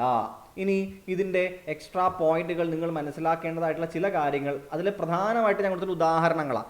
Election of the president article 54-55 ഭാഗം require special majority, also ratification by half of the state legislatures, because അത് ഫെഡറൽ സ്ട്രക്ചറിനെ ബാധിക്കുന്നതായിട്ടുള്ളൊരു കാര്യമാണ്. ഇനി other provisions requiring state ratification, നേരത്തെ പറഞ്ഞ പോലെ സംസ്ഥാനങ്ങളുടെ, പകുതി സംസ്ഥാനങ്ങളുടെ റാറ്റിഫിക്കേഷൻ ആവശ്യമായിട്ടുള്ള മറ്റ് പ്രൊവിഷനുകൾ ഏതൊക്കെയാണ്? Extent of executive power of the union, യൂണിയൻ്റെയും സ്റ്റേറ്റ്സിൻ്റെയും എക്സിക്യൂട്ടീവ് പവർ എത്രത്തോളമാണ് എന്നുള്ള തീരുമാനമെടുക്കൽ. അതിൽ ചേഞ്ച് വരുത്തണമെന്നുണ്ടെങ്കിൽ എന്ത് വേണം? പകുതി സംസ്ഥാനങ്ങളുടെ കൂടി സമ്മതം വേണം. സുപ്രീം കോടതി, ഹൈക്കോടതി റിലേറ്റഡ് ആയിട്ടുള്ള കാര്യങ്ങൾ മാറ്റുകയാണെങ്കിൽ പകുതി സംസ്ഥാനങ്ങളുടെ കൂടി കൺസെൻറ്റ് വേണം. ഡിസ്ട്രിബ്യൂഷൻ ഓഫ് ലെജിസ്ലേറ്റീവ് പവേഴ്സ്, യൂണിയനും സ്റ്റേറ്റിനും കൺകറന്റ് ലിസ്റ്റുകളിലും ഒക്കെ ആയിട്ടുള്ള 3 ലിസ്റ്റുകളില്ലേ, അതിൻ്റെ ഉള്ളിൽ എന്താണ് ലെജിസ്ലേറ്റീവ് പവറുകൾ? ആ ഡിസ്ട്രിബ്യൂഷൻ ഇല്ലേ, അതിലെന്തെങ്കിലും മാറ്റം വരുത്തണമെന്നുണ്ടെങ്കിൽ ആരുടെ സമ്മതം വേണം? കൃത്യമായിട്ട് പകുതി സംസ്ഥാനങ്ങളുടെ സമ്മതം വേണം. Then representation of States in parliament, പാർലമെൻറ്റിൽ സംസ്ഥാനങ്ങളുടെ റെപ്രസെൻറ്റേഷൻ്റെ ഇപ്പോൾ നിലവിലുള്ള തലം, അതിൽ മാറ്റം വരുത്തണമെന്നുണ്ടെങ്കിൽ എന്ത് ചെയ്യണം? ഇതേ കാര്യമുണ്ട്. ഇനി ആർട്ടിക്കിൾ 368 ഇറ്റ്സെൽഫ്, എന്താ അതിനർത്ഥം? ആർട്ടിക്കിൾ 368 ബന്ധപ്പെട്ട് ആ രീതിയിൽ എന്തെങ്കിലും മാറ്റം വരുത്തണമെന്നുണ്ടെങ്കിൽ അതിനും ആരുടെ സമ്മതം വേണം? പകുതി സംസ്ഥാനങ്ങളുടെ സമ്മതം വേണം. കൃത്യമായിട്ട് മനസ്സിലായില്ലേ?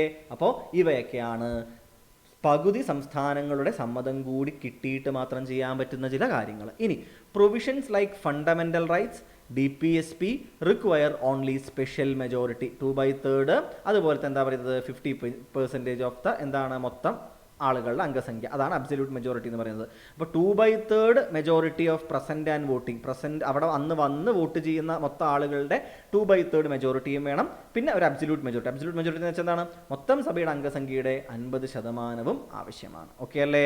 വിത്തൗട്ട് സ്റ്റേറ്റ് റാറ്റിഫിക്കേഷൻ അത് ചെയ്യാൻ പറ്റും, സ്പെഷ്യൽ മെജോറിറ്റി മാത്രമേ വേണ്ടൂ. ഇനി സിമ്പിൾ മെജോറിറ്റിയോടുകൂടി ചെയ്യാൻ പറ്റുന്ന കുറേ കാര്യങ്ങളുണ്ട്. എന്തൊക്കെയാണ്? സംസ്ഥാനങ്ങളുടെ രൂപീകരണം, അവയുടെ പേര് മാറ്റൽ, അവരുടെ അതിർത്തി മാറ്റൽ, ഏരിയ മാറ്റൽ, സിറ്റിസൺഷിപ്പ്, പൗരത്വവുമായി ബന്ധപ്പെട്ട കാര്യങ്ങൾ, പാർലമെൻറ്റിലേക്കും അതുപോലെ തന്നെ സ്റ്റേറ്റ് ലെജിസ്ലേച്ചേഴ്സിലേക്കുള്ള ഇലക്ഷനുമായി ബന്ധപ്പെട്ട കാര്യങ്ങൾ, delimitation of the constituencies, official ലാംഗ്വേജസുമായി ബന്ധപ്പെട്ട കാര്യങ്ങൾ, ലെജിസ്ലേറ്റീവ് കൗൺസിലുകളുടെ രൂപീകരണം, അവ പിരിച്ചുവിടൽ, number of judges in supreme court തീരുമാനിക്കൽ, 5th 6th ഷെഡ്യൂളുകളിൽ എന്താണ് ഏതെങ്കിലും മാറ്റം വരുത്തണമെന്നുണ്ടെങ്കിൽ, എന്താണ് 5th ഉം 6th ഷെഡ്യൂള്? ഏതൊക്കെയാണ് വരുന്നത് നമുക്കറിയാം. ട്രൈബൽ ഏരിയാസിൻ്റെയും ഷെഡ്യൂൾഡ് ഏരിയാസും അതുപോലെ തന്നെ ട്രൈബൽ ഏരിയാസിലുമുള്ള ഭരണപരം അഡ്മിനിസ്ട്രേഷൻ അതുമായി ബന്ധപ്പെട്ട കാര്യങ്ങളാണ് അല്ലേ. ഇവയിൽ എന്തെങ്കിലും മാറ്റം വരുന്നത് ഇതൊക്കെ സിമ്പിൾ മെജോറിറ്റിയിൽ ചെയ്യാം. മനസ്സിലാവുണ്ടോ? ഇവയ്ക്ക് സ്പെഷ്യൽ മെജോറിറ്റിയോ സംസ്ഥാനങ്ങളുടേതായിട്ടുള്ള സമ്മതങ്ങളോ ഒന്നും തന്നെ ആവശ്യമില്ല എന്ന കാര്യം എന്ത് ചെയ്യുക, പ്രത്യേകം ഓർക്കുന്നതിന് വേണ്ടിയിട്ട് ശ്രദ്ധിക്കുക. ഓക്കെ അല്ലേ? കൃത്യമല്ലേ? അടുത്ത ചോദ്യത്തിലേക്ക് പോയാലോ? നമുക്ക് നെക്സ്റ്റ് ക്വസ്റ്റ്യനിലേക്ക് നമുക്ക് പോവാം. ഇതാ അടുത്ത ഭാഗം, പഞ്ചായത്തി രാജും കോൺസ്റ്റിറ്റ്യൂഷണൽ ആയിട്ടുള്ള ചില ഇൻസ്റ്റിറ്റ്യൂഷനുകളും. അപ്പോൾ എഗെയിൻ ഞാൻ നേരത്തെ പറഞ്ഞ പോലെ നമ്മൾ എന്ത് ചെയ്യുകയാണ്, പ്രധാനപ്പെട്ട ഭാഗങ്ങൾ ടച്ച് ചെയ്ത് അങ്ങ് വേഗം പോകാനായിട്ട് നമ്മൾ ശ്രമിക്കുകയാണ്. ചോദ്യത്തിലേക്ക് പോയാലോ? ചോദ്യം നോക്കൂ. എന്താണ് അടുത്ത ചോദ്യം എന്ന് നോക്കൂ നിങ്ങൾ. പഞ്ചായത്ത് രാജാണ് എന്ന് നമുക്ക് പറയാം. 73rd Constitutional Amendment Act of 1992 gave constitutional status to Panchayati Raj institutions. അപ്പോൾ സ്ഥിരമായിട്ട് എളുപ്പം നമ്മുടെ ഒരു ഫ്രീ ഹിറ്റ് പോലെ വരുന്നൊരു സ്ഥിരം ചോദ്യമാണ് എന്തെന്ന് പറയുന്നത്, ഈ ആർട്ടിക്കിളുകൾ 73, 74 എന്നിങ്ങനെയുള്ള 2 ആർട്ടിക്കിളുകളെ കുറിച്ചിട്ടുള്ള ചോദ്യങ്ങൾ സ്ഥിരമായിട്ട് വരാറുണ്ട് അല്ലേ. ഏതാണ് പഞ്ചായത്ത് രാജ്, അതായത് നമ്മളുടെ റൂറൽ ലോക്കൽ ബോഡികൾക്ക് ഒരു കോൺസ്റ്റിറ്റ്യൂഷണൽ സ്റ്റാറ്റസ് കൊടുത്തത്, അതുപോലെ തന്നെ അർബൻ ലോക്കൽ ബോഡികൾക്ക് ഏതാണ് കൊടുത്തത് അല്ലെ. റൂറൽ ആൻഡ് അർബൻ ലോക്കൽ ബോഡികൾക്ക് യഥാക്രമം കൊടുത്തിട്ടുള്ളത് 73rd 74th അമെൻമെൻറ്റുകളാണ് എന്ന് ചെയ്യുക, ഓർത്തിരിക്കുക. അപ്പോൾ ഇതിനു മുമ്പ് നിങ്ങൾ ഇവിടെ നോക്കേണ്ട കുറേ കാര്യങ്ങളുണ്ട്. എന്താണ്? കുറേ കമ്മിറ്റീസ് ഉണ്ട് അല്ലേ, കുറേ കമ്മിറ്റീസ് ഉണ്ട്. അപ്പോൾ ഈ കമ്മിറ്റീസിൽ ഏതെല്ലാം എന്താ പറയുക കമ്മീഷനുകളാണ് ഈ രീതിയിലൊരു ഒരു കോൺസ്റ്റിറ്റ്യൂഷണൽ സ്റ്റാറ്റസ് കൊടുത്തത് എന്നുള്ള ചോദ്യം എന്ത് ചെയ്യാറുണ്ട്, പലപ്പോഴും കയറി വരാറുണ്ട് അല്ലേ. അപ്പോൾ ഇതെന്ത് ചെയ്യേണ്ടതുണ്ട്, ഇത് നിങ്ങൾ വളരെ കൃത്യമായിട്ട് മനസ്സിലാക്കേണ്ടതായിട്ട് ഉണ്ട്. മനസ്സിലാകുന്നുണ്ടോ നിങ്ങൾക്ക്?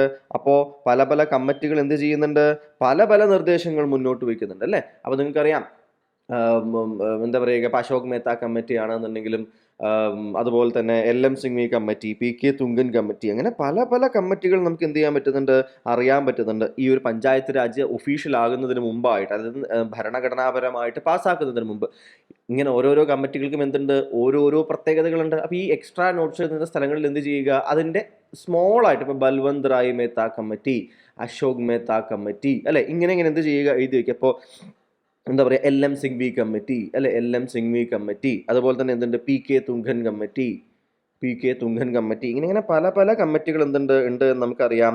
അവയെല്ലാം എന്ത് ചെയ്യുക, വളരെ കൃത്യമായിട്ട് നോട്ട് ഡൗൺ ചെയ്യുന്നതിന് വേണ്ടിയിട്ട് പ്രത്യേകം എന്ത് ചെയ്യുക, ശ്രദ്ധിക്കുക. അപ്പോൾ ഈ എന്താ പറയുന്നത്, ഇപ്പോൾ നമ്മളുടെ ഫോർ എക്സാമ്പിൾ ബൽവന്ത് 3-tier ഗവൺമെന്റാണ് പറഞ്ഞിട്ടുണ്ടായിരുന്നത്. അശോക് മേത്ത കമ്മിറ്റി അത് 2-tier ഗവൺമെന്റ് മതി എന്ന് പറഞ്ഞു. LM സിംഗ്വി കമ്മിറ്റി കോൺസ്റ്റിറ്റ്യൂഷണൽ ആയിട്ട് എന്ത് ചെയ്യണം, റെക്കഗ്നൈസ് ചെയ്യുന്നത് നല്ലതാണെന്ന് പറഞ്ഞിട്ടുണ്ടായിരുന്നു. PK തുങ്കൻ കമ്മിറ്റി എന്ത് ചെയ്തു, ഇതേ കാര്യം എന്ത് ചെയ്തു, ഒഫീഷ്യലായിട്ട് മുന്നോട്ട് വെച്ചിട്ടുണ്ടായിരുന്നു.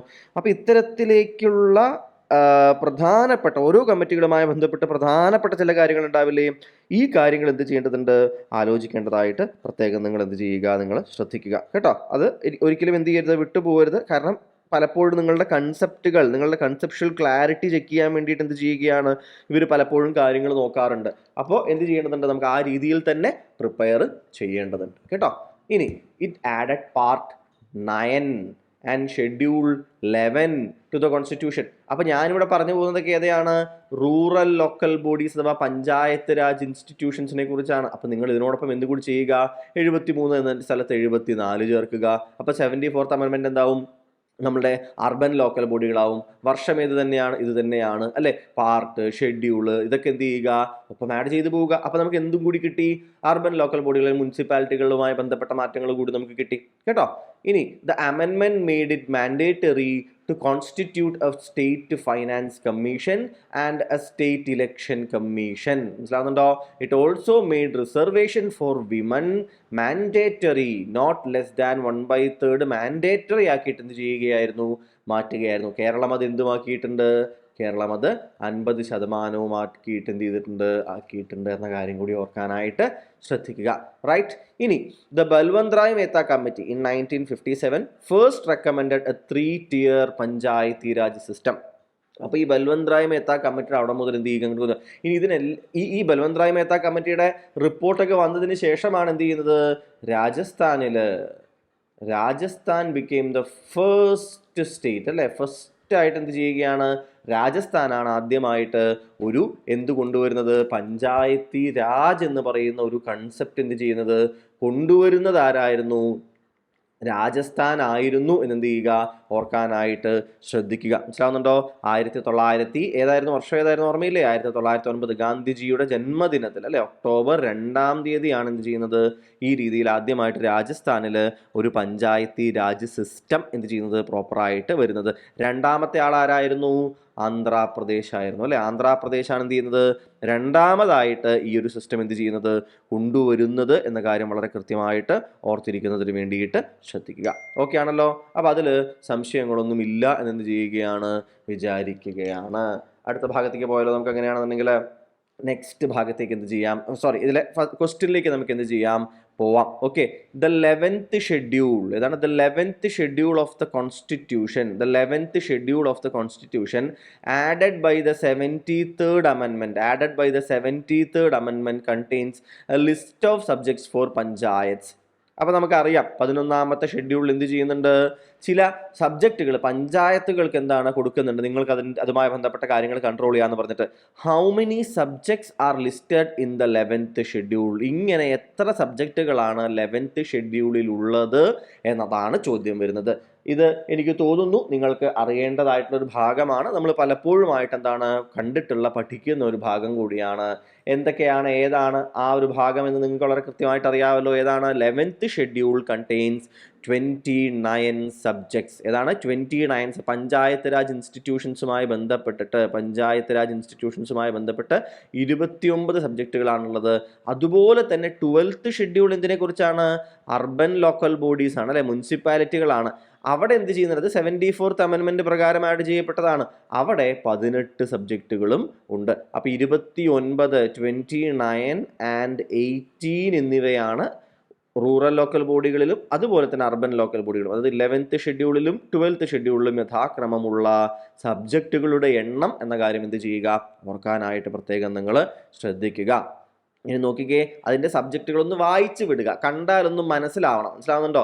ഏതൊക്കെയാണ്, agriculture, land improvement, minor irrigation, animal husbandry, fisheries, social forestry, education, ഇങ്ങനെ ആ സബ്ജക്റ്റുകൾ ഏതൊക്കെയാണെന്ന് ഒന്ന് വായിച്ചു വിടുക. എല്ലാം കാണാണ്ടിരുന്ന് പഠിക്കേണ്ട. പക്ഷെ എന്ത് ചെയ്യണം, നിങ്ങൾക്ക് കണ്ടാൽ ചോദ്യം വന്നാൽ, നമ്മുടെ ചോദ്യങ്ങൾ എങ്ങനെയാണ്, മൾട്ടിപ്പിൾ ചോയ്സ് ക്വസ്റ്റ്യൻസ് ആണ് അല്ലേ, മൾട്ടിപ്പിൾ ചോയ്സ് ക്വസ്റ്റ്യൻസ് ആണ് നമ്മുടേത് വരുന്നത്.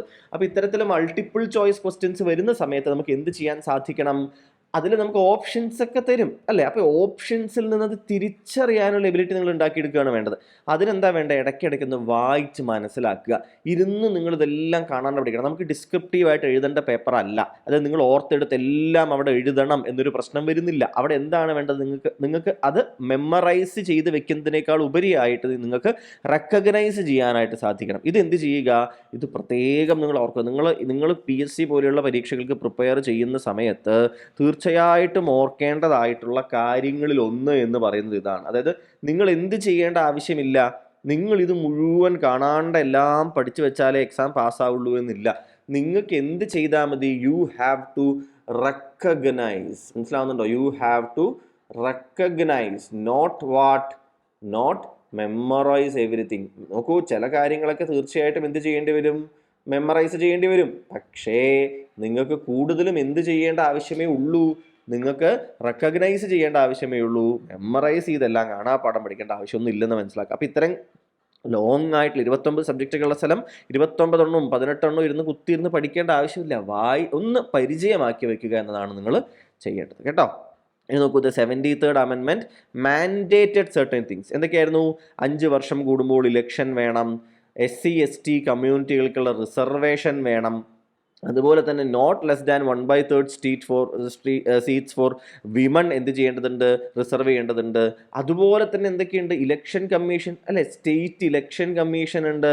അതുപോലെ തന്നെ സ്റ്റേറ്റ് ഫൈനാൻസ് കമ്മീഷനും എന്ത് ചെയ്യേണ്ടതുണ്ട്. നിങ്ങളോടുള്ള എൻ്റെ ചോദ്യം ഇതാണ്, നിങ്ങളോട് ഇന്ന് ഞാൻ ചോദിക്കുന്ന ചോദ്യം ഇതാണ്. സ്റ്റേറ്റ് ഇലക്ഷൻ കമ്മീഷനുമായി ബന്ധപ്പെട്ട, സ്റ്റേറ്റ് ഫൈനാൻസ് കമ്മീഷനുമായി ബന്ധപ്പെട്ട ആർട്ടിക്കിളുകൾ ഒന്ന് നിങ്ങൾ കമൻറ്റ് ചെയ്യുക. പഞ്ചായത്തി രാജ് ഇൻസ്റ്റിറ്റ്യൂഷൻസുമായി ബന്ധപ്പെട്ടിട്ടാണ് ഞാൻ ചോദിക്കുന്നത്. പഞ്ചായത്തി രാജ് ഇൻസ്റ്റിറ്റ്യൂഷൻസുമായി ബന്ധപ്പെട്ട് നോക്കുമ്പോൾ state election commission, state finance commission എന്നിങ്ങനെ 2 പ്രൊവിഷൻസ് കൊടുക്കുന്നുണ്ട്. അപ്പോൾ പഞ്ചായത്തി രാജ് ഇൻസ്റ്റിറ്റ്യൂഷൻസുമായി ബന്ധപ്പെട്ടിട്ട് ഏതെല്ലാം ആർട്ടിക്കിളുകളാണ് സ്റ്റേറ്റ് ഇലക്ഷൻ കമ്മീഷനെ കുറിച്ചും സ്റ്റേറ്റ് ഫൈനാൻസ് കമ്മീഷനെ കുറിച്ചും നമ്മളോട് പറയുന്നത് എന്നതാണ് ഇന്നത്തെ നിങ്ങളോടുള്ള എൻ്റെ ഒരു ചോദ്യം. അതെന്ത് ചെയ്യുക? കൃത്യമായിട്ട് താഴെ ആൻസർ കമൻറ്റ് ചെയ്യുന്നതിന് വേണ്ടിയിട്ട് നിങ്ങൾ ശ്രദ്ധിക്കുക. ഓക്കെ, ഇനി നോക്കൂ, നമുക്കറിയാം ഗ്രാമസഭകൾ അഥവാ വില്ലേജ് അസംബ്ലീസ് ഇതുപോലെ മറ്റൊരു മാൻഡേറ്ററി പ്രൊവിഷൻ ആണ് അല്ലേ. അപ്പം മാൻഡേറ്ററി പ്രൊവിഷൻസ്, ഇതിൻ്റെ അടിയിലുള്ള മാൻഡേറ്ററി പ്രൊവിഷൻസ് ഉണ്ടാകും അല്ലേ. ആ മാൻഡേറ്ററി പ്രൊവിഷൻസ് നിങ്ങൾ എന്ത് ചെയ്യേണ്ടതുണ്ട്? നിങ്ങൾ വളരെ കൃത്യമായിട്ട് മനസ്സിലാക്കി വെക്കണം. അത് നിങ്ങൾ പഠിക്കുക തന്നെ വേണം. ഈ പറഞ്ഞ പോലെ SC/ST റിസർവേഷൻ, വിമൻ റിസർവേഷൻ, 5 വർഷം കൂടുമ്പോൾ എന്താ പറയുന്നത്, ഇലക്ഷൻ, അതുപോലെ തന്നെ 3 tier ഗവൺമെൻറ് അല്ലേ, 3 tier ഗവൺമെൻറ്, ഗ്രാമസഭകൾ, അതുപോലെ തന്നെ സ്റ്റേറ്റ് ഇലക്ഷൻ കമ്മീഷൻ്റെ രൂപീകരണം, സ്റ്റേറ്റ് ഫൈനാൻസ് കമ്മീഷൻ്റെ രൂപീകരണം, ഇങ്ങനെ വളരെ കൃത്യമായി മാൻഡേറ്ററി ആയിട്ട് ചെയ്യേണ്ടതായിട്ടുള്ള ചില കാര്യങ്ങളുണ്ട്. ഇപ്പോൾ ഉദാഹരണത്തിന് നോക്കുകയാണെങ്കിൽ ബാക്ക്വേർഡ് കമ്മ്യൂണിറ്റീസിനുള്ള റിസർവേഷൻ, അത് മാൻഡേറ്ററി ആണോ? അത് മാൻഡേറ്ററി അല്ല. അത് സ്റ്റേറ്റ് ടു സ്റ്റേറ്റിന് എന്ത് ചെയ്യാം? ഡിസൈഡ് ചെയ്യാം അങ്ങനെ ആവശ്യമുണ്ടോ എന്നുള്ളത്. പറയുന്ന കാര്യം മനസ്സിലാവുന്നുണ്ടോ നിങ്ങൾക്ക്? അപ്പോൾ ബാക്ക്വേർഡ് കമ്മ്യൂണിറ്റീസിനുള്ള റിസർവേഷൻ എന്ന് പറയുന്ന ഒരു കാര്യം എന്തില്ല, ഇവിടെ അവൈലബിൾ ആയിട്ട് മാൻഡേറ്ററി ആയിട്ടില്ല. അതെന്താണ്? അത് ഓപ്ഷണൽ ആണ്, വേണമെങ്കിൽ ചെയ്യാം എന്ന തലത്തിലാണ് നിൽക്കുന്നത്. അപ്പം ഇങ്ങനെ മാൻഡേറ്ററി പ്രൊവിഷനുകൾ ഏതെല്ലാമാണ്, അതുപോലെ തന്നെ ഓപ്ഷണൽ പ്രൊവിഷൻസ് ഏതെല്ലാമാണ് എന്ന് കൃത്യമായിട്ടൊന്ന് പഠിക്കാനായിട്ട് നിങ്ങൾ ശ്രദ്ധിക്കുക കേട്ടോ. ഗ്രാമസഭകളുടെ കോൺസ്റ്റിറ്റ്യൂഷനിൽ റെക്കഗ്നൈസ് ചെയ്യുന്നതാണ് 243A ആണ്. നമുക്ക് 243Aയും 243Bയും എന്തുമായിട്ട് ബന്ധപ്പെട്ട് തന്നെയാണ്? ഗ്രാമസഭകളുമായി ബന്ധപ്പെട്ട് തന്നെയാണ് കിടക്കുന്നത് എന്ന കാര്യം എന്ത് ചെയ്യുക? ഓർക്കുന്നതിന് വേണ്ടിയിട്ട് ശ്രദ്ധിക്കുക. ഓക്കെ ആണല്ലോ. അടുത്ത ഭാഗത്തേക്ക് പോകാം. നമുക്ക് നെക്സ്റ്റ് ക്വസ്റ്റ്യനിലേക്ക് നമ്മൾ പോവുകയാണ്. നെക്സ്റ്റ് ക്വസ്റ്റ്യൻ എന്തിനെ കുറിച്ചാണെന്ന് നോക്കൂ നിങ്ങൾ. Election Commission of India. ഏതാണ്? Election Commission of India. ഇത് ഒരു സിമ്പിളായിട്ട് നിങ്ങൾക്ക് ഇവിടെ ഡേറ്റ, ഞാൻ പിന്നീട് ഇവിടെ ഈ ആദ്യത്തെ ബോക്സിൽ പ്രധാനമായിട്ടും ഡേറ്റയാണ് നമ്മളിപ്പോൾ ഉൾപ്പെടുത്തുന്നത്. സോ ദാറ്റ് നിങ്ങൾ കാര്യങ്ങൾ ഓർത്തിരിക്കാൻ വേണ്ടിയിട്ട്. നോക്കൂ, ഇലക്ഷൻ കമ്മീഷൻ ഓഫ് ഇന്ത്യ എന്താണ്? ഒരു ഓട്ടോണോമസ് കോൺസ്റ്റിറ്റ്യൂഷണൽ ബോഡിയാണ്. അത് ഫ്രീ ആൻഡ് ഫെയർ ആയിട്ട് പ്രവർത്തിക്കേണ്ട ഒരു ബോഡിയാണ്. Established under the article of 324 of the constitution. It was set up on January 25, 1950. Originally it was a single member body. Multi member body Election Commission ആദ്യമായിട്ട് establish ചെയ്യുന്നത് ഏതാണ്? For the first time 1989 ആദ്യമായിട്ട് Election Commission multi member ബോഡിയായി മാറുന്നത്. പിന്നീട് 1990 തുടക്കത്തിൽ തന്നെ അത് പിന്നീട് എന്ത് ചെയ്തു? അതൊരു സിംഗിൾ മെമ്പർ ബോഡിയായിട്ട് മാറി. പക്ഷെ പിന്നീട് 1993 മുതൽ ഇങ്ങോട്ട് അത് ഒരു മൾട്ടി മെമ്പർ ബോഡി ആയിട്ട് തന്നെയാണ് മുന്നോട്ടേക്ക് പോകുന്നത്. ഓർത്തിരിക്കുമല്ലോ വളരെ കൃത്യമായിട്ട്, സംശയങ്ങളില്ല. ചോദ്യം വളരെ എളുപ്പമാണ്. എന്താണ്? Under which article of the constitution was election Commission of India established? Article 324 നമുക്ക് നന്നായിട്ട് അറിയാം. ഇനി ഇലക്ഷൻ കമ്മീഷനുമായി ബന്ധപ്പെട്ടിട്ട് ഇലക്ഷൻ കമ്മീഷന്റെ റിമൂവൽ എങ്ങനെയാണ്? അത് ഒരു സുപ്രീം കോടതി ജഡ്ജിയുടെ ഇംപീച്ച്മെന്റ് എങ്ങനെ നടക്കണമോ അതുപോലെ മാത്രമേ ചീഫ് ഇലക്ഷൻ കമ്മീഷണർ എന്ത് ചെയ്യാൻ പറ്റുള്ളൂ? റിമൂവ് ചെയ്യാനായിട്ട് സാധിക്കുകയുള്ളൂ. ഇത് വളരെ കൃത്യമായിട്ട് ഓർത്തിരിക്കുക. ചീഫ് ഇലക്ഷൻ കമ്മീഷണർ റിമൂവ് ചെയ്യണമെന്നുണ്ടെങ്കിൽ it should be done in the same process as that of a supreme court judges removal, impeachment by the parliament ആണ് അത് നടത്താനായിട്ട് സാധിക്കുകയുള്ളൂ. ഇനി chief justice of India chief justice of ഇന്ത്യയുടെ ഒരു വിധി വന്നിട്ടുണ്ടായിരുന്നു. എന്തായിരുന്നു അത് വന്നിട്ടുണ്ടായിരുന്നത്? നമുക്കറിയാം, ഇലക്ഷൻ കമ്മീഷനെ തിരഞ്ഞെടുക്കുന്ന സമയത്ത് എങ്ങനെ ഗവൺമെന്റ് അല്ല വെക്കേണ്ടത്, പ്രൈം മിനിസ്റ്റർ, അതുപോലെ തന്നെ leader of opposition in the Lok Sabha and chief justice of India, ഇങ്ങനെ 3 പേരടങ്ങുന്ന ഒരു കമ്മിറ്റിക്ക് ഇലക്ഷൻ കമ്മീഷണറെ തിരഞ്ഞെടുക്കാം. അങ്ങനെ തിരഞ്ഞെടുക്കുകയാണ് എന്നുണ്ടെങ്കിൽ എന്ത് എന്നുകൂടിയാണ് പറഞ്ഞത്? അങ്ങനെ തിരഞ്ഞെടുക്കുകയാണ് എന്നുണ്ടെങ്കിൽ chief justice of India, prime minister, leader of opposition എന്ന തലത്തിൽ തിരഞ്ഞെടുക്കുകയാണ് എന്നുണ്ടെങ്കിൽ നമ്മളിവിടെ എന്താണ് പറയുന്നത്? ഇവിടെ ഒരു ഇംപാർഷ്യൽ ആയിട്ടുള്ള തിരഞ്ഞെടുപ്പ് നടക്കും. അതായത് ഒന്ന് ഗവൺമെന്റിന്റെ ആളാണ്, ഒന്ന് ഓപ്പോസിഷന്റെ ആളാണ്, മറ്റൊരാൾ ആരാണ്? ചീഫ് ജസ്റ്റിസ് ഓഫ് ഇന്ത്യയാണ് എന്നാണ് പറയുന്നത്. അതുകൊണ്ട് തന്നെ ഗവൺമെന്റിന്റെ ആൾക്കാരെ നിയമിക്കുന്ന രീതിയിലുള്ള ഒരു രീതി ഉണ്ടാവില്ല, അത് കുറയുമെന്ന് പറഞ്ഞു. പക്ഷേ നിയമനിർമ്മാണം നടത്തുകയും ഈ വിധിയെ മറികടക്കുകയും ചെയ്തു. ഇപ്പോൾ എങ്ങനെയാണ്? പ്രൈം മിനിസ്റ്റർ ഉണ്ട്, ലീഡർ ഓഫ് ഓപ്പോസിഷനുമുണ്ട്, പിന്നെ പ്രൈം മിനിസ്റ്റർ റെക്കമെൻഡ് ചെയ്യുന്ന ഒരു ക്യാബിനറ്റ് മിനിസ്റ്ററുമുണ്ട്. അപ്പോൾ സ്വാഭാവികമായിട്ടും ആർക്കായിരിക്കും മുൻതൂക്കം? ഗവൺമെന്റിനായിരിക്കും മുൻതൂക്കം. ലീഡർ ഓഫ് ഓപ്പോസിഷൻ എതിരഭിപ്രായം ഉണ്ടെങ്കിൽ പോലും എന്ത് ചെയ്യില്ല, അതവിടെ നടപ്പിലാക്കപ്പെടുകയില്ല. അപ്പൊ അതുകൊണ്ട് തന്നെ ഇതിപ്പോൾ വിമർശിക്കപ്പെടുന്നുണ്ട് എന്ന കാര്യം എന്ത് ചെയ്യുക, ഒന്ന് ഓർക്കാനായിട്ട് നിങ്ങൾ ശ്രദ്ധിക്കുക. അപ്പോൾ ഇവിടുത്തെ ആർട്ടിക്കിളുകളുണ്ട്. അപ്പോൾ ഇപ്പോൾ പുതിയതായിട്ട് ഉള്ള ഈ സെലക്ഷൻ കമ്മിറ്റിയിൽ ആരൊക്കെ ചോദിച്ചാൽ ആരൊക്കെയെന്ന് പറയണം.